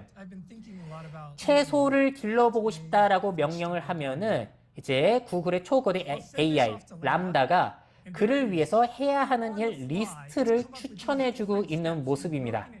자, 그러면 이걸 보다가 또 세부적으로 당신 공간에 잘 자랄 식물을 찾아라. 그걸 선택하면은 또 그걸 하기 위해서 뭘 해야 되는지 투두 리스트를 보여주고 있는 거예요. 식물 기르는 친구와 이야기하라. 뭐 이런 후속 리스트를 띄워주기도 하고 팁을 좀 달라고 하면은 거기에 맞는 팁을 전달해 주기도 합니다. 이런 개인 비서 역할, 나의 일, 순서를 도와주는 역할을 해줄 수도 있고요. 또 LG AI 연구원, 특히나 이 엑사원 같은 경우는 목표가 일반인 용도라기보다는 전문가들에게 도움을 주는 용도로서 일단은 목표를 가지고 있거든요. 그래서 초거대 AI 화학 전문가를 만들어내겠다는 거예요. 그래서 화학 전문가가 쉽게 일을 하게 될 수도 있고요. 또 일반 사람들 같은 경우에는 화학에 대해서 몰랐을 때 좀 편리하게 화학 공식을 이용한다든지 그런 길을 열어줄 수가 있다는 겁니다. 그래서 이런 걸 이용해가지고 신약 개발이라든지 새로운 소재를 만드는데 원래는 사람이 논문이라든지 그런 걸 일일이 찾아봐야 됐던 시간을 줄일 수가 있다는 거예요. 자, 그리고 최근에 카카오 브레인 같은 경우에는 의료 영상 분야로 초거대 AI 모델 확장에 나섰다는 겁니다. 예전부터 인공지능을 이용해서 뭐 엑스레이 사진을 확인한다든지 여러 가지 시도가 이어졌는데 모델을 키우면 키울수록 그런 정확도가 높아질 수 있다 보니까 의료 쪽에서도 주목을 하고 있는 거죠. 자, 이렇게까지 해서 지금까지 나온 자, 여기까지 보셨죠? 그러니까 2년 전의 영상하고 현재 영상하고 제가 지금 이제 비교해 드렸는데요. 굉장히 좀 훨씬 더 많이 발전한 그런 상황을 볼 수가 있죠. 앞으로 또 1년, 2년이 있다면 더 빠르게 발전을 하겠죠. 그리고 더 정교해지고 더 많은 부분의 어떤 그 일을 할 수 있겠죠. 그러니까 이런 부분들을 발전상을 쭉 보고 있으면 여러분들이 이 인공지능을 앞으로 통찰력에 어떻게 활용할 수 있을지 뭐 이런 아이디어들을 여러분들이 생각해 낼 수가 있겠죠. 자, 다시 저희 강의로 돌아와서요. 자, 그래서 이제 조금 더 깊숙이 좀 들어가 보겠습니다. 우리가 지금 이 통찰력이라는 것은 관찰과 생각의 날카로움의 차이라고 말씀드렸죠. 지금까지 여러분들이 제가 두 편의 영상을 통해 가지고 영상을 보여드리고 몇 가지 이제 그 설명들을 좀 추가를 해드렸는데 이걸 이제 보시면 이 수준만 가지고도 어떻게 되겠어요? 관찰과 생각의 날카로움을 그 발휘하는 그 영역에서 어딘가 뭐 정확히는 잘 여러분 모르시겠지만 아직은 어딘가는 충분히 사용할 수 있다라고 여러분들이 이제 직감적으로 오시죠. 이게 통찰력이 날카롭다는 의미는 관점의 정확도가 높고 관점의 범위가 이제 높죠. 그러니까 이런 부분들은 사실 앞으로 인공지능이 인간보다 훨씬 더 파워풀하게 할 수 있는 그런 영역이고요. 그 중에 특별히 관점의 범위, 그러니까 넓은 영역에 검색을 하고 또 명령을 내려서 더 정교하게 검색을 해낼 수가 있고 뭐 하기 때문에 인간보다는 훨씬 더 파워풀한 영역이 되겠죠. 물론 여전히 관점의 정확도를 높이는 거, 핵심을 찾아내고 이런 부분도 인공지능의 도움을 받겠지만 그래도 여전히 인간의 어떤 역할들이 훨씬 더 중요하죠. 그렇지만 이 어떤 핵심, 레버리지, 특징들을 찾아내는 것도 이미 인공지능의 도움을 많이 받을 수가 있고 특별히 관점의 범위를 넓히는 부분들은 훨씬 더 인공지능이 인간보다 잘할 수 있다라고 볼 수가 있습니다. 자, 그래서 미래의 통찰력은 제가 늘 얘기하지만 이것도 기술이고 학습할 수 있기 때문에 당연히 인공지능을 학습할 수 있다. 그러니까 여러분들이 인공지능을 학습시키고 뭔가 프로그램을 짜라 하는 그런 것도 가능하다고 말씀드렸죠. 보셨죠? 그러니까 여러분들이 이 인공지능을 어떤 걸 학습시키고 무슨 기능을 하는 어떤 특별한 기능을 하는 것을 여러분 창의적으로 생각해서 그것만으로 만들어낼 수도 있다라는 거죠. 초고대 AI를 가지고 이제 역으로 그걸 다시 도구로 써가지고요. 자, 인공지능의 조금 히스토리를 조금 더 좀 살펴보겠습니다. 우리가 이제 1997년에 카스파로프하고 이제 딥블루하고 대결을 했죠. 이때 이제 이 딥블루가 이겼어요. 그러면서 이제 인공지능이 인간의 어떤 인식 능력과 관련된 부분에 있어서 인간과 서로 경쟁할 수 있다, 혹은 인간을 넘어설 수 있다라는 부분들에 대한 어떤 그 생각들이 이제 생겨나고 또 그런 흐름들이 생겨나고 그 좀 더 다시 주목을 받는 이제 그런 계기가 되는 거고요.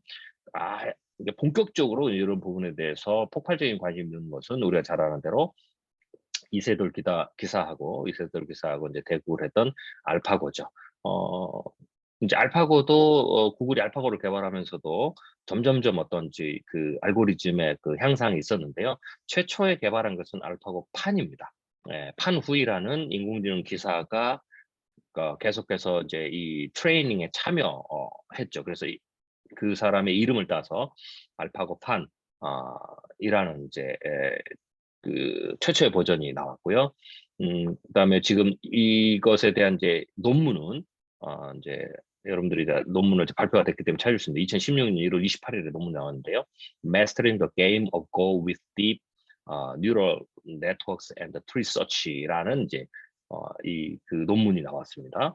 그래서 이건 이제 네이처지에도 소개가 됐죠. 이 네이처지에 소개된 이 그 내용은 이제 알파고 판인 거고요. 그 다음에 이제 점점 발전을 이제 해왔었는데 이제 알파고의 기본 아이디어가 있어요. 기본 아이디어가 뭐냐면 이런 거죠. 인간은 앞으로 벌어질 미래에 대한 모든 경우의 수를 알 수가 없죠. 단지 이치와 법칙과 확률을 가지고 미래 예측과 의사결정을 이제 해왔었어요. 이게 이제 인간이 이제 생물학적 도구, 뇌를 활용해서 우리가 통찰력을 가지고 미래를 예측하는 거죠. 인공지능도 사실은 원리가 똑같아요. 마찬가지죠. 이제 이거를 이제 구현을 한 거죠. 디지털로 구현을 한 거죠. 그래서 그러니까 인간이 미래를 예측할 때, 통찰을 할 때 이치, 법칙, 확률을 가지고 이제 예측을 하잖아요. 데이터를 수집해서 제가 이제 다 가르쳐 준 것처럼 이치를 찾고 법칙을 찾고 또 확률적 가능성을 계산해 보는 거죠. 이런 것을 인공지능에도 똑같이 적용을 한 거죠.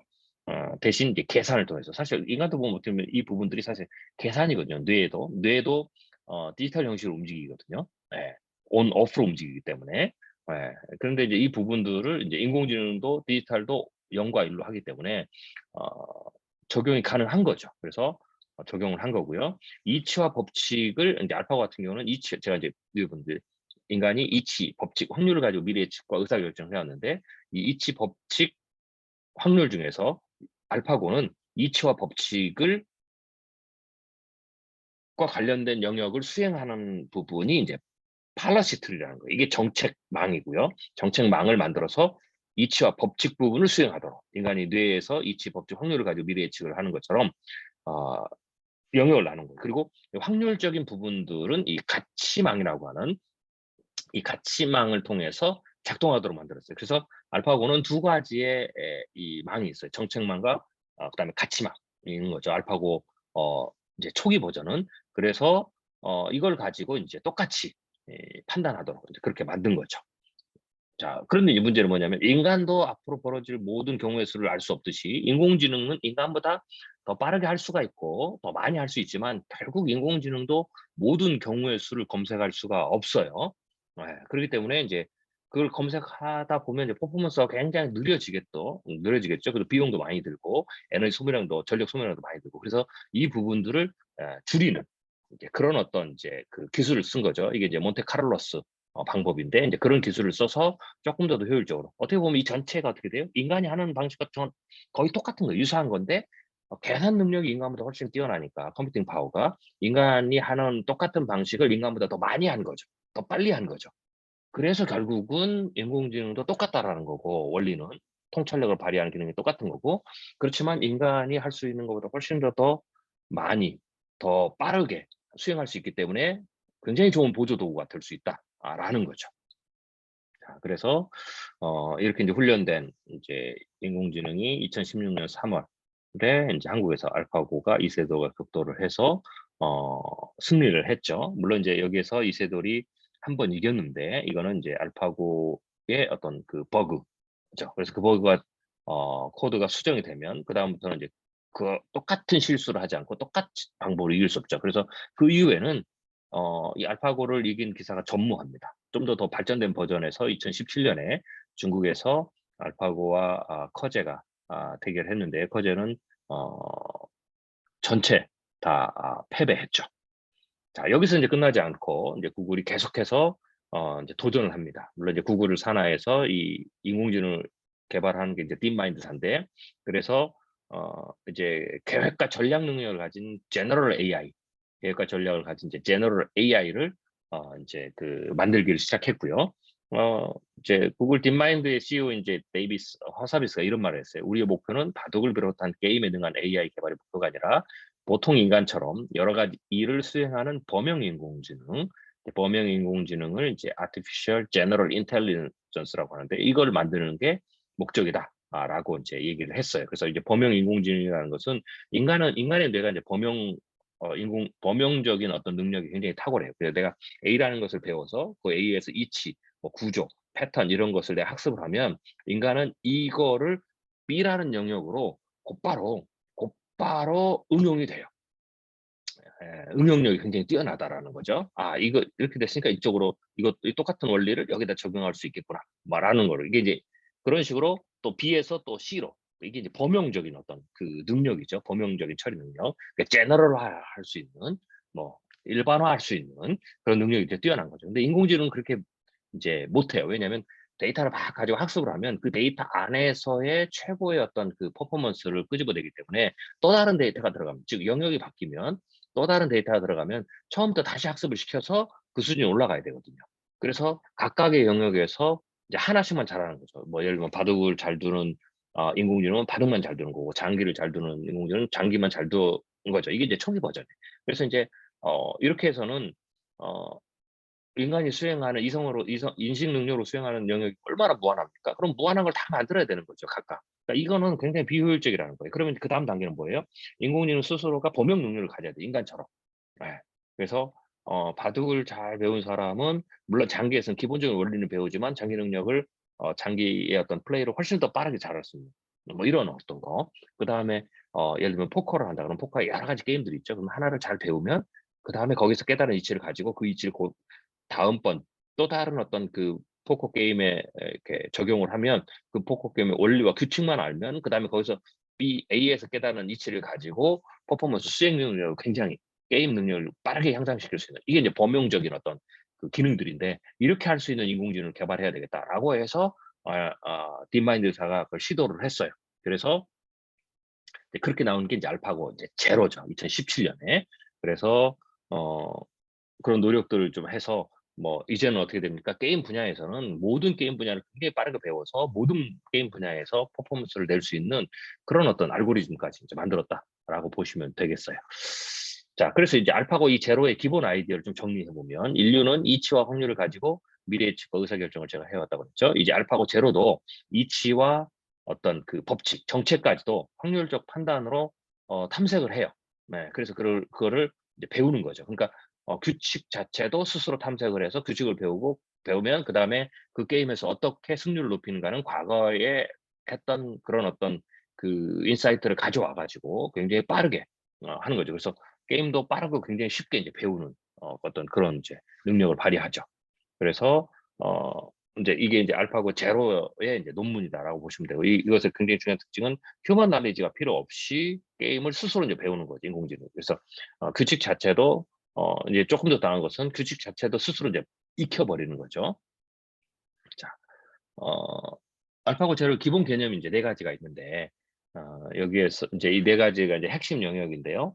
이 부분에 있어서 아주 중요한 특징 중에 하나는 인간이 특징을 피처링하는데 이게 할 필요가 없어요. 그래서 이 기능이 탑재되는 순간 이제 제너럴 AI의 가능성을 열어준 뭐 이정표적 연구다라는 이제 평가를 받았죠. 그래서 인간이 뭔가를 학습을 시키지 않고 뭐 규칙을 학습시키고 막 이런 걸 하지 않고 스스로가 하나의 게임을 마스터링하면 다 새로운 게임을 만나도 스스로 피처링을 해서 그 게임의 특징을 찾아내고 규칙을 찾아내죠. 이치를 찾아내고 그리고 나서 과거에 했던 그 어떤 그 방식, 그 게임에서 탁월한 성능을 내는 그런 방식을 곧바로 적용을 해서 굉장히 빠른 속도로 새로운 게임을 배우고 그러니까 전문적인 수준, 인간의 수준을 넘어가는 어떤 역량을 스스로가 이제 갖추게 되는 거죠. 이게 이제 이런 방식을 이제 갖췄기 때문에 사실 인간이 이렇게 하는 거거든요. 예. 그런데 이제 이 방식을 알았기 때문에 모든 영역으로 스스로가 적용해서 굉장히 빠르게 어떤 그 어 우리를 보면 인식 능력을 이제 확장시켜 나간다라고 볼 수가 있겠죠. 여기서 인제 더 나가는 게 그렇다면 이제 게임하는 방식도 어떤 이제 전략적인 부분을 이제 수행하는 그리고 스스로 계획도 세우는 단계로 이제 넘어가는 거죠. 이게 인제 제너럴 AI 또 다른 특성 중에 이제 하나인데요. 이게 이제 알파고 스타, 알파 스타라는 인제 버전으로 나왔는데 이걸 가지고 인제 그러니까 스타크래프트라는 전략적 게임을 하는 데 있어서도 탁월한 능력을 발휘했고요. 요 근래에는 이제 메타가 이 계획과 전략을 수립한 한 단계 더 발전한 이제 그 인공지능을 선보였죠. 예, 그래서 이제 전략 게임인데 보드 게임인데 뭐 7개 나라가 그 서로 경쟁하는 건데 그러니까 이거 여기서 또 중요한 차이점은 이제 내추럴 랭귀지죠. 그러니까 대화를 해가면서 인간의 대화를 해가면서 이제 하는 건데 상대가 어떤 그 전략을 얘기하고 하는 걸 다 맥락을 다 이해하고 거기에 맞춰서 자기가 또 스스로 전략을 막 수정하는. 예, 그래서 마치 인간 7명의 사람이 게임하던 자리에 한 명을 빼고 거기에다가 메탈 집어넣었을 때 그가 인간이 하는 것처럼 인간 플레이가 하는 것처럼 어떤 계획도 세우고 탐색도 하고 전략도 수립해서 인간과 함께 이 전략 게임을 실시간으로 상황에 맞게 막 할 수 있는 어떤 그런 수준에 지금 올라갔다라고 볼 수가 있겠죠. 그래서 역시 이제 전략 계획 능력을 가진 AI를 발표를 했고요. 계획을 세우는 이제 그 뮤제로 모델이 지금 어떻게 돼 있는지를 알고리즘 지금 이제 설명을 이제 이렇게 구조를 제가 보여드린 거고요. 이걸 통해서 이제 모든 게임을 사람보다 더 잘할 수 있는 어떤 그런 상황 이제 수준이 올라갔고요. 여기 좀 더 올라가서 이제 알파고 폴드라는 이제 그런 이제 인공지능도 그 발표를 했는데 이거는 이제 단백질 구조를 예측하는 거예요. 과학 영역인데 여기에서 제13회 단백질 구조 예측 어떤 그 콘테스트에 올라가서 학술 대회에서 딥마인드 알파 폴드가 97개 참가 팀 중에서 1위 올랐죠. 나머지 96개는 인간 팀이죠. 인간의 학자들로 구성된 팀인데 이들과 컴피티션 경쟁을 해서 1위에 올랐다라고 보시면 됩니다. 그래서 이제는 단백질 폴딩 부분이라든지 그다음에 유전학이라든지 그다음에 뭐 재료공학이라든지 그다음에 에너지 분야라든지 기후 연구 분야라든지 이런 점점점 이런 부분에 깊게 또 폭넓게 활용이 돼가죠. 그리고 이제 창의력 부분도 많이 향상이 됐어요. 그래서 구글에서는 AI 칩을 설계를 하는데 그 AI 칩 설계에 참여하는 AI 알고리즘을 개발했어요. 그래서 구글이 지금까지 사람이 설계했던 인공지능 반도체 설계를 더 빨리 효율적으로 수행할 수 있도록 AI에게 맡기는 신경망을 고안했는데요. 이 구글 인공지능이 집중한 영역은 칩 배치의 설계 능력이에요. 이 부분은 이제 강학습 문제로 모델링을 했거든요. 그러니까 칩 배치라는 것은 경우의 수를 계속 따져가면서 계속 결합을 해보는 거죠. 그러니까 이 부분은 당연히 어떻게 돼요? 인공지능 훨씬 더 잘할 수 있죠. 그러니까 이처럼 이렇게 인공지능이 잘할 수 있는 영역을 찾아내서 거기다가 인공지능의 특성을 집어넣어서 강화를 한 거죠. 제가 이제 통찰력 설명하듯이 통찰력이 쭉 인간이 하는 모든 프로세스가 있는데 여기서 이 정도는 인공지능이 잘할 수 있을 것 같다라는 영역을 여러분이 찾아내면 그 부분에 인공지능 도구를 사용한다라는 거죠. 이 개념과 똑같은 거예요. 예. 그래서 강화학습 문제로 모델링을 했고요. 이제 보상은 뭐 전력 절감이라든지 성능 향상이라든지 더 적은 면적을 조합한 프록시 측정, 즉 이제 이것도 역시 이제 여러분 인공지능을 사용할 때 어떤 보상을 줄지, 어떤 파라미터 값을 조정할지 이제 이런 것들만 여러분들이 이제 아이디어를 내면 얼마든지 통찰력에서도 현재 기술을 가지고도 굉장히 여러 분야의 통찰력의 어떤 도구로 사용할 수 있다라는 거죠. 그래서 이제 결과는 어떻게 됐냐 보면 구글 AI는 수주일 걸릴 인간 설계 전문가 하면 한 수주일 걸릴 거를 굉장히 짧은 시간 안에 뭐 예를 들면 24시간 안에 그것을 만들어냈죠. 그래서 만들어낸 어떤 그 퍼포먼스가 칩 전력이라든지 성능, 면적면에서 굉장히 우월한 수준에 갔고요. 그래서 이제 그렇게 해서 만들어진 게 이제 텐스 프로세싱 유닛이라는 지금 이제 그림에 보시는 이걸 이제 설계했다라고 이제 구글이 발표를 했습니다. 자, 이게 지금 현재 이제 인공지능인데, 인공지능의 이제 이 강점을 조금 더 정리를 해보겠습니다. 왜 이게 이제 우리가 쓸 수 있느냐면, 사실 인간도 인공지능이 없더라도 영원히 산다라고 가정을 해보고, 그 다음에 역량이 훨씬 더 뛰어나다. 그러면 모든 경우의 수를 다 해볼 수 있다면, 그러니까 인간의 능력을 영원히 무한 반복으로 사용할 수 있다면 어떻게 되겠어요? 훨씬 더 많은 통찰력을 발휘할 수 있죠. 그러니까 영원히 죽지 않고 세상을 모든 걸 다 일일이 전부 다 관찰할 수 있고, 그 다음에 시간이 무한하게 많아서 제가 여러분들에게 가르쳐 드린 것처럼 관찰하고 분석하고 분류하고 거기서 인사이트를 뽑고 거기서 막 재조합하고 하는 것들이 전부 다 기계적인 사실 이제 이 반복적인 일인데 이 부분을 인간은 100년 안에 해야 된다는 거예요. 왜냐하면 수명이 100년이니까. 그러니까 이제 한 인간이 발휘할 수 있는 통찰력이 한계가 있죠. 그런데 이게 100년이 아니라 1000년, 만년 영원히 살 수 있다면, 영원히 일을 할 수 있다면 어떻게 되겠어요? 그럼 훨씬 더 큰 퍼포먼스, 통찰력을 낼 수 있겠죠. 근데 이제 인공지능 이거는 인간에게서는 불가능한 거고 이게 기계가 가능하다라는 거죠. 그게 바로 인공지능 알고리즘이라는 거죠. 그리고 컴퓨팅 파워 역량이라는 거죠. 그래서 우리가 그 좀 상상으로 말씀 있는 네, 인간의 능력을 영원히 무한 반복해서 사용할 수 있다면 예를 들면 최윤식 소장의 통찰 능력을 영원히 무한하게 사용할 수 있다면 얼마나 더 큰 퍼포먼스가 나겠느냐 이런 우리가 상상해 볼 수 있잖아요. 이거를 가능하게 하는 것이 바로 이 AI 알고리즘이라는 거죠. 최윤식 소장이 관찰하는 그 방식 원리를 알고리즘화하고 정보를 조합하는 특성을 알고리즘화하고 이것을 무한하게 영원히 반복할 수 있다면 굉장히 강력한 퍼포먼스를 뽑아낼 수가 있겠죠. 이게 이제 인공지능이 서로 이제 맥락이 인간의 뇌와 인간의 어떤 역량과 이렇게 매치되는 포인트인 거죠. 자, 그러면 이제 뭐 이런 질문을 던질 수가 있겠죠. 과연 컴퓨터가 신처럼 다 해볼 수 있을까? 사실 이제 그 부분도 사실은 다 할 수는 없어요. 그렇지만 인간보다는 훨씬 뛰어나다. 이렇게 얘기할 수가 있겠죠. 우리가 이제 컴퓨터를 생각할 때는 이제 프레임 문제, 이 사고 범위 문제라는 걸 좀 생각해 봐야 되는데요. 이건 뭐냐면 컴퓨터가 상식 수준의 지식을 학습하는데도 무한에 가까운 방대한 현상과 사실 인식이 필요하죠. 멈추지 않고 영원히 계속 변하는 환경을 인식하고 이해하는 것은 완결을 선언하지 못하고 영원히 해야 될 이제 과제예요. 신이 아니면 불가능한 과제죠. 현재 컴퓨터는 인간 수준의 종합적 상식, 사고 범위에는 도달하지 못했어요. 그래서 사실 어 분명히 약점은 있어요. 특별히 그 약점의 대표적인 게 이제 프레임 문제, 사고 범위의 문제인데 그럼에도 불구하고 어 지금까지 설명했던 그 컴퓨터가 가진 고유한 어떤 역량, 특징들이 있기 때문에 어 이게 안 되기 때문에 여전히 통찰 프로세스의 전체를 다 인공지능에 맡길 수는 없어요. 대신할 수는 없지만 이 약점들을 피할 수 있는 영역들이 있다는 거죠. 그 피할 수 있는 영역에서는 어떻게 돼요? 지금도 인공지능을 앞으로도 사용할 수 있다라고 여러분들이 생각하시면 될 것 같아요.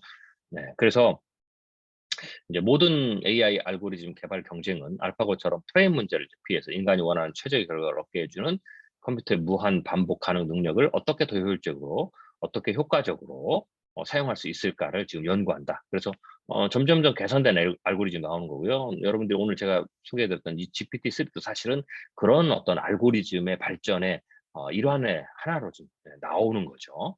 그렇게 보시면 될 것 같습니다. 자, 그렇다면 제가 이제 이거는 인공지능 발전 단계를 이제 예측한 표인데요. 여러분 한 번쯤은 보셨겠죠? 인공지능은 이제 제가 이제 네 가지로 나누죠. 아주 약한 인공지능, 약한 인공지능, 강한 인공지능, 아주 강한 인공지능 이렇게 나누고요. 지금 초거대 AI나 제가 설명드린 제너럴 AI는 지금 약한 인공지능 수준에 있고요. 지금은 우리는 지금 21세기 초중반까지는 2단계에 있다. 라고 보시면 될 것 같아요. 인공지능을 좀 설명하기 위해서 제가 이제 몇 가지 기본적인 그 개념들을 조금 더 이해하기 위해서 설명드린다면, 인간의 어떤 뇌의 어떤 기능 혹은 이제 인간이 이제 뭐 통찰력이 뛰어나다 혹은 현명하다 뭐 이런 말을 쓰잖아요. 그럼 이제 이 현명하다는 말은 우리가 쪼개 보면 어질고 슬기롭고 사리에 박다라는 거고요. 이것을 기능적으로 해 보면 정보 처리, 지식 처리, 가치 처리, 감정 처리에 굉장히 뛰어나다라는 거고요. 그러면 이 네 가지 기능 중에서 정보, 지식, 가치는 이 지능에 해당되고 지식, 가치, 감정은 이 자유의지에 좀 해당되는 영역이에요. 그래서 이 부분들을 계속해서 인공지능 이것을 이제 기계화시키는 거죠. 자동화시키는 거죠. 뇌를 모방해서 물론 이제 이 뇌 모방하 앞으로 계속 인공지능이 뇌를 모방하거나 뇌를 모방해서 뇌와 비슷하게 만들거나 그보다 더 뛰어난 퍼포먼스를 만들거나 혹은 그것을 대체하는 새로운 어떤 방법을 찾을 수 있을 것 찾으면서 나아갈 건데 어쩌든지 뇌 모방이 기본적인 거예요. 그럼 이제 뇌 모방을 하려면 뇌신경계 구조라든지 작동 원리라든지 인식 방법을 알아야 되겠죠. 아직은 이 부분에 대해서 여전히 탐구 영역이죠. 그렇다면 이제 이게 앞으로 더 계속해서 탐구 영역에서 어떤 비밀이 밝혀지면 이것을 계속해서 인공지능에게 적용을 할 수 있는 거죠. 그러면서 인공지능이 퍼포먼스가 뛰어나고 인간이 뇌로 하는 행위들을 계속 대체하는 영역이 늘어나는 거죠. 통찰력도 마찬가지. 그 틀 안에는 있는 거죠. 자, 그다음에 인간의 지능을 구현하려면 또 이건 이제 인간의 뇌 부분이고 이 컴퓨터 부분에서는 또 역시 이 발전이 더 필요해요. 그게 이제 6가지 핵심 영역의 발전이 지속적으로 필요하다고 제가 이제 정리했는데 컴퓨터 시각, 환경 인식이죠. 통찰력 발휘할 때도 이 컴퓨터 시각이 돼야 주변 환경을 이제 예를 들면 인식하게 되죠. 동영상이라든지 사건 현장이라든지 그다음에 세계에서 일어난 일들, 자연 환경이라든지 변화들 이런 걸 이제 인식하게 돼 있죠. 정보를 수집하는 데 있어, 관찰하는 데 있어 굉장히 중요한 영역이죠. 이것도 컴퓨터 역량이 점점점 발전할수록 우리가 기계를 이 부분을 이제 도구화, 기계적 도구를 쓸 수 있는 범위가 늘어나는 거죠. 그다음에 자연어 처리, 지금 이제 GPT처럼 인간과 소통하는 부분, 이 부분도 훨씬 더 뛰어나고 맥락을 더 많이 이해할수록 어떻게 되겠어요? 더 정확한 답을 줄 수 있고 더 정교한 어떤 탐색, 관찰을 할 수 있겠죠. 그다음에 이제 기계 학습 능력도 뛰어나야 되고요. 그다음에 지식 표현 또 뛰어나야 되겠죠. 그래야 원하는 질문을 훨씬 더 정확하게 더 폭넓게 찾고 또 우리에게 알려줄 수 있겠죠. 그다음에 자동 추론 능력인데 이것도 이제 계속해서 발전해야 될 영역이에요. 그 논리적 확률적 예측 관련되고 이제 로봇 공학인데 이제 이거는 이제 물체를 조작하고 이동하는 건데 이거는 굳이 이제 좀 더 인간과 친숙한 또 옆에서 하려면 어떻게 되겠어요? 이제 인간과 함께 이동도 가능하고 해야 되겠죠. 그런 측면에서 이제 이건 좀 부수적인 부분인데 통찰력과는 좀 별개의 부분인데 통찰력의 도구를 인간이 좀 편리하게 사용하는 데 필요한 어떤 역량이다라고 보시면 됩니다. 그래서 이런 부분의 역량이 또 발전하고 아까 얘기했던 뇌 모방 영역이 좀 더 발전하면 이 두 가지가 계속 발전하는 것에 따라서 인간이 발휘하는 통찰력의 영역을 대체하는 어떤 그 범위도 늘어난다. 이렇게 보면 되겠죠. 그래서 이 부분들 쭉 모니터링하고 있다 보면 내가 계속해서 어떻게 되겠어요? 인공지능 도구로 어디까지 쓸 수 있는지 뭐 이런 부분들을 계속해서 내가 알게 되고 적용해가고 확대해 갈 수 있는 거죠. 그러면 인공지능을 통찰력의 도구로 사용하는 어떤 그 횟수, 빈도, 정확도, 범위가 늘어날수록 인공지능의 그런 부분들을 통찰력의 전 과정에서 어떤 그 뭐라 그랬죠? 이행할 수 있는 그 부분이 늘어나고 나는 인간은 생물학적 뇌를 가지고 인공지능이 만들어낸 어떤 데이터, 가공한 데이터를 가지고 그걸 더 깊이 통찰력을 발휘하는 데 사용하거나 혹은 인공지능을 대체하고 남은 영역을 조금 더 포커스를 더 집중해서 통찰력을 발휘해야죠. 그러면 이게 서로 잘 이루어지면 어떻게 되겠어요? 훨씬 더 한 개인의 통찰력이 그 속도나 범위나 혹은 깊이에 있어서도 훨씬 더 강력한 퍼포먼스를 발휘할 수가 있겠죠. 그게 이제 앞으로 인간이 통찰력을 발휘하는 데 있어서 굉장히 중요한 영역이에요. 이렇게 인간의 통찰력이 뛰어나면 이렇게 향상되면 인간의 어떤 그 역량도 향상이 되는 거죠. 그래서 결국은 제가 이것을 뭐라고 그러냐면 좀 더 큰 의미에서 보면 인간의 어떤 지능의 획기적인 향상, 통찰력의 획기적인 향상, 의사결정력의 획기적인 향상 뭐 이렇게 이제 얘기를 하는 거죠. 이게 인류의 발전에 큰 도움을 줄 수 있다라고 이제 볼 수가 있는 겁니다. 자, 인공지능의 수준을 조금 더 들어가서 보면 제가 이제 4개로 나눴다고 그랬죠. 아주 약한 인공지능, 약한 인공지능, 강한 인공지능, 아주 강한 인공지능인데 여러분들이 이건 참고적으로 좀 알아두시면 도움이 돼서 제가 이번 기회에 좀 설명을 해드립니다. 보통은 이제 인공지능을 이제 구별할 때 약한 지능, 강한 인공지능 이렇게 이제 구별하는데 저는 그걸 다시 2개씩 쪼개서 4개로 구별을 해요. 그 이유는 뭐 일론 머스크도 얘기하고 뭐 그 유명한 과학자들이 얘기하는 인공지능이 나중에 인간을 지배한다, 인류 문명을 파괴하는 그런 무서운 존재다라는 어떤 그런 얘기를 많이 하는데요. 불가능한 시나리오는 아닙니다. 그렇지만 그게 이제 어느쯤 되냐, 강한 인공지능 수준에서 그렇게 된다라고 얘기를 이제 많이 하는데 이제 그렇게 되면 인공지능 발전 혹은에 대한 인공지능의 어떤 그 미래에 대해서 공포감이 너무 커져요. 그래서 그걸 좀 쪼개 필요가 있다. 그래서 제가 이제 그런 인공지능은 아주 강한 인공지능의 수준을 집어넣고요. 그것을 제외한 나머지를 강한 인공지능이라고 제가 따로 분류했어요. 이 말은 강한 인공지능 수준까지 발전할 때, 그러니까 강한 인공지능에 이르기까지는 인공지능이 절대로 인간을 파괴하는 인간의 적이 되지 않는다라는 거죠.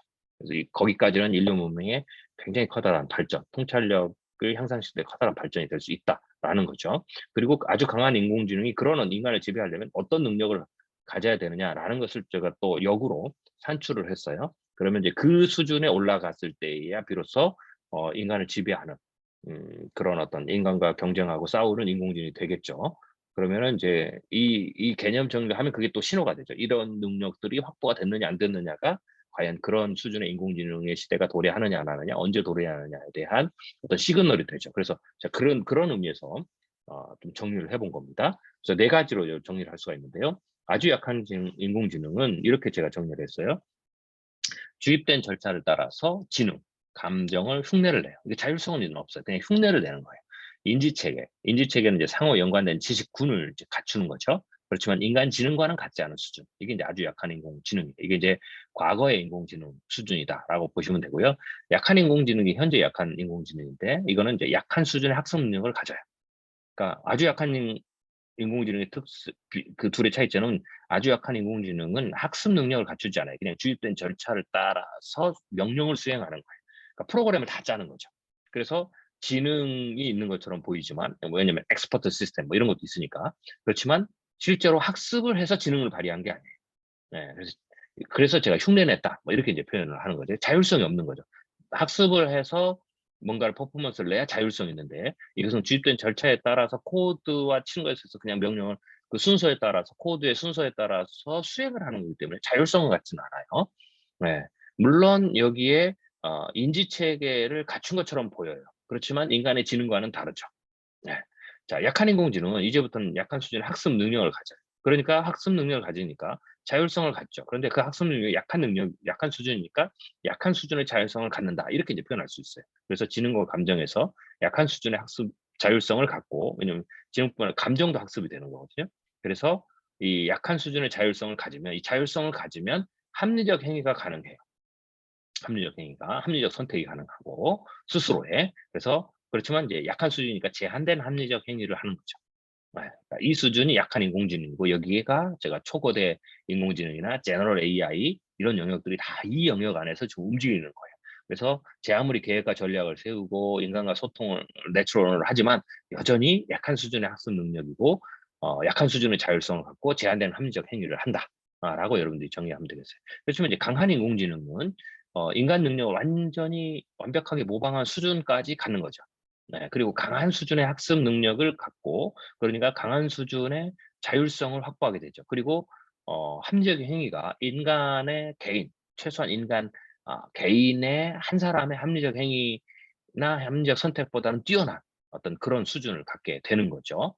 그래서 이런 부분들은 사실 조금 더 아까 얘기했듯이 앞에 보여드렸던 이런 영역, 뇌 모방에 대한 어떤 그 깊이가 더 가야 되고, 인간 지능을 구현하는 컴퓨팅의 핵심 역량도 훨씬 더 뛰어나게 되는 거죠. 이게 모든 게 다 발전해야 이 강한 인공지능으로 가는 거예요. 알고리즘만 만들어진다고 되는 게 아닙니다. 그래서 이 정도 가려면 21세기 중후반 정도 가야 되는 거고요. 이 강한 인공지능을 구축하는 데는 두 가지 조건이 있는데, 아까 얘기했듯이 뇌 이해력 그리고 기계력, 또 이것이 또 조금 더 깊이 가야 돼요. 그래서 커넥통도 완성되고, 신경공학이 유전공학도 발전해야 되고, 심리학이 인지과학을 통해서 뇌 지도의 매뉴얼 해석 능력도 증가를 해야 돼요. 그래야 이제 뇌 기능을 훨씬 더 지금 알고리즘 수준이 아니라 커넥텀, 뇌 지도라고 하는데, 뇌 지도 수준에서의 그 인공지능 알고리즘이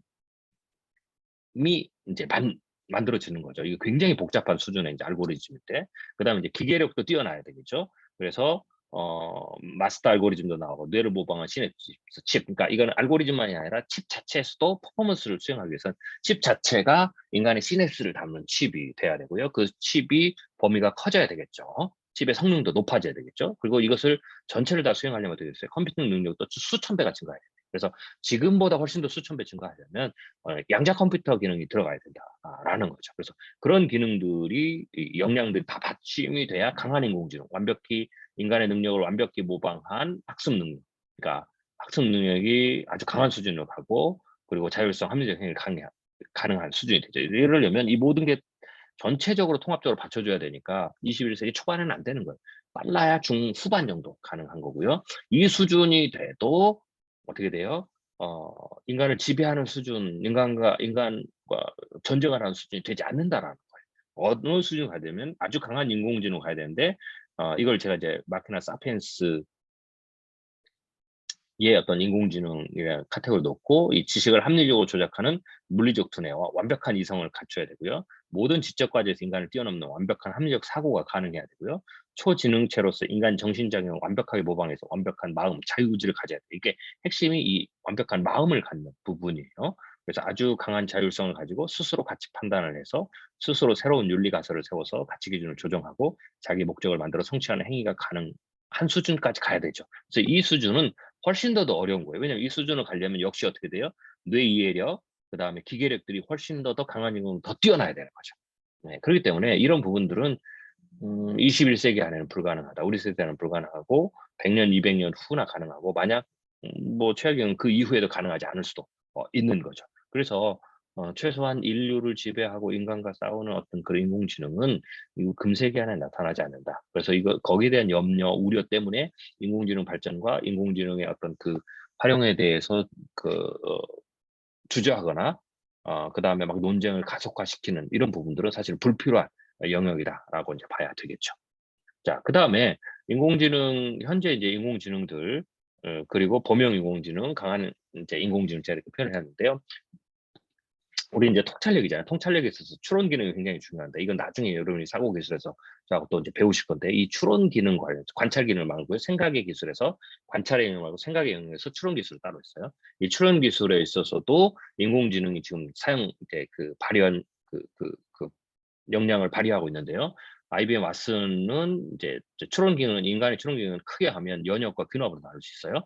연역은 선언 혹은 논리적 추론이고 귀납은 경험과 확률적 추론인데 이 기능들을 인공지능이 일부를 지금 계속해서 학습하고 기능을 갖춰가고 있거든요. 그래서 그 추론 어떤 그 기능 기준으로 제가 인공지능을 뭐 제 임무대로 좀 분리를 해본 거예요. 그래서 IBM 왓슨 같은 경우는 경험, 확률적 어떤 추론, 이 귀납적 추론 기능은 거의 없고 연역, 선언, 논리적 추론의 어떤 연역 기능이 훨씬 더 좀 가장 강한 수준이고 뭐 IBM 딥블루는 그 밑에죠. 그리고 이제 알파고 제로나 리나 GPT-3 여러분 보셨던 건 GPT-3는 귀납적 어떤 그 추론, 경험 확률 추론이 훨씬 더 연역적 추론보다 좀 더 높은 수준. 그리고 범용 AI는 양쪽이 다 골고루 지금 연역과 귀납의 어떤 추론 기능이 상당히 향상된 거고 강한 AI는 그것을 맥시멈 인간의 수준을 뛰어넘는 맥시멈 수준까지 올라가는 것이 바로 강한 AI다. 뭐 이렇게 이제 여러분들이 또 좀 생각해 보면 될 것 같아요. 뭐 이거는 뭐 학문적으로 검증해서 제가 이제 표현한 게 아니고 제 나름대로 지금까지 제가 설명했던 혹은 그 기능들 분류해서 제 나름대로 분류한 표입니다. 참고로만 하시면 되고요. 그 다음에 인공지능을 또 이제 다른 분류를 할 수 있어요. 인간의 역량 기준. 이건 이제 추론 기능만 가지고 통찰력에서 생각의 기술의 추론 기능만 가지고 인공지능을 분류한 거고요. 이 분류했다는 것은 그 특정한 영역의 추론 기능은 이런 기능들을 사용하시면 된다. 사용하면 된다라는 것과 이제 연결이 되어 있기 때문에 제가 설명을 드린 거고요. 또 하나는 인간 역량 전체를 가지고 좀 분류해 볼 수가 있어요. 그럼 이제 앞으로 인공지능이 인간 통찰력 전체 과정에서 어떤 부분들을 어느 시점에 대체할 수 있으냐라는 것과 이제 그것을 이제 우리가 이제 예측해 볼 때 사용하는 제가 이제 하나의 기준인데 인간의 역량을 이제 매트릭스에 제가 분류를 했어요. 세로축은 영성, 도덕성, 지성, 이성, 감성으로 이제 분류했고 가로축은 분별력, 전략 수립력, 통찰력 이렇게 이제 분류를 했는데 이 매트리스에 따라서 예를 들면은 약한 AI는 감성, 이성, 지성 세로축은 그리고 분별력과 전략 수립력 여기까지가 약한 AI에서 감당할 수 있는 그리고 퍼포먼스를 낼 수 있는 수준이고요. 지금 21세기 그러니까 초중반에 계속해서 약한 인공지능 수준에서 제너럴 AI 요 부분은 이 통찰력 부분까지도 간다라는 거죠. 계획하고 전략을 수립하고 하는 부분들은 통찰력 부분까지도 어떤 대체하거나 도구화로 쓸 수 있다라고 보는 거고요. 강한 AI 같은 경우는 이제 도덕성까지 갖추는 선악의 판단까지도 도덕성에 대한 도덕성의 수준 그리고 도덕성의 분별력 수준까지 하는 거고요. 아주 강한 AI는 철학적 존재 인식까지 되면서 전략이 수립하고 통찰력이 되기 때문에 이 수준 도덕성에서 전략 수립과 통찰력이 가능한 수준까지 올라서면 그때야 비로소 인간의 도덕성에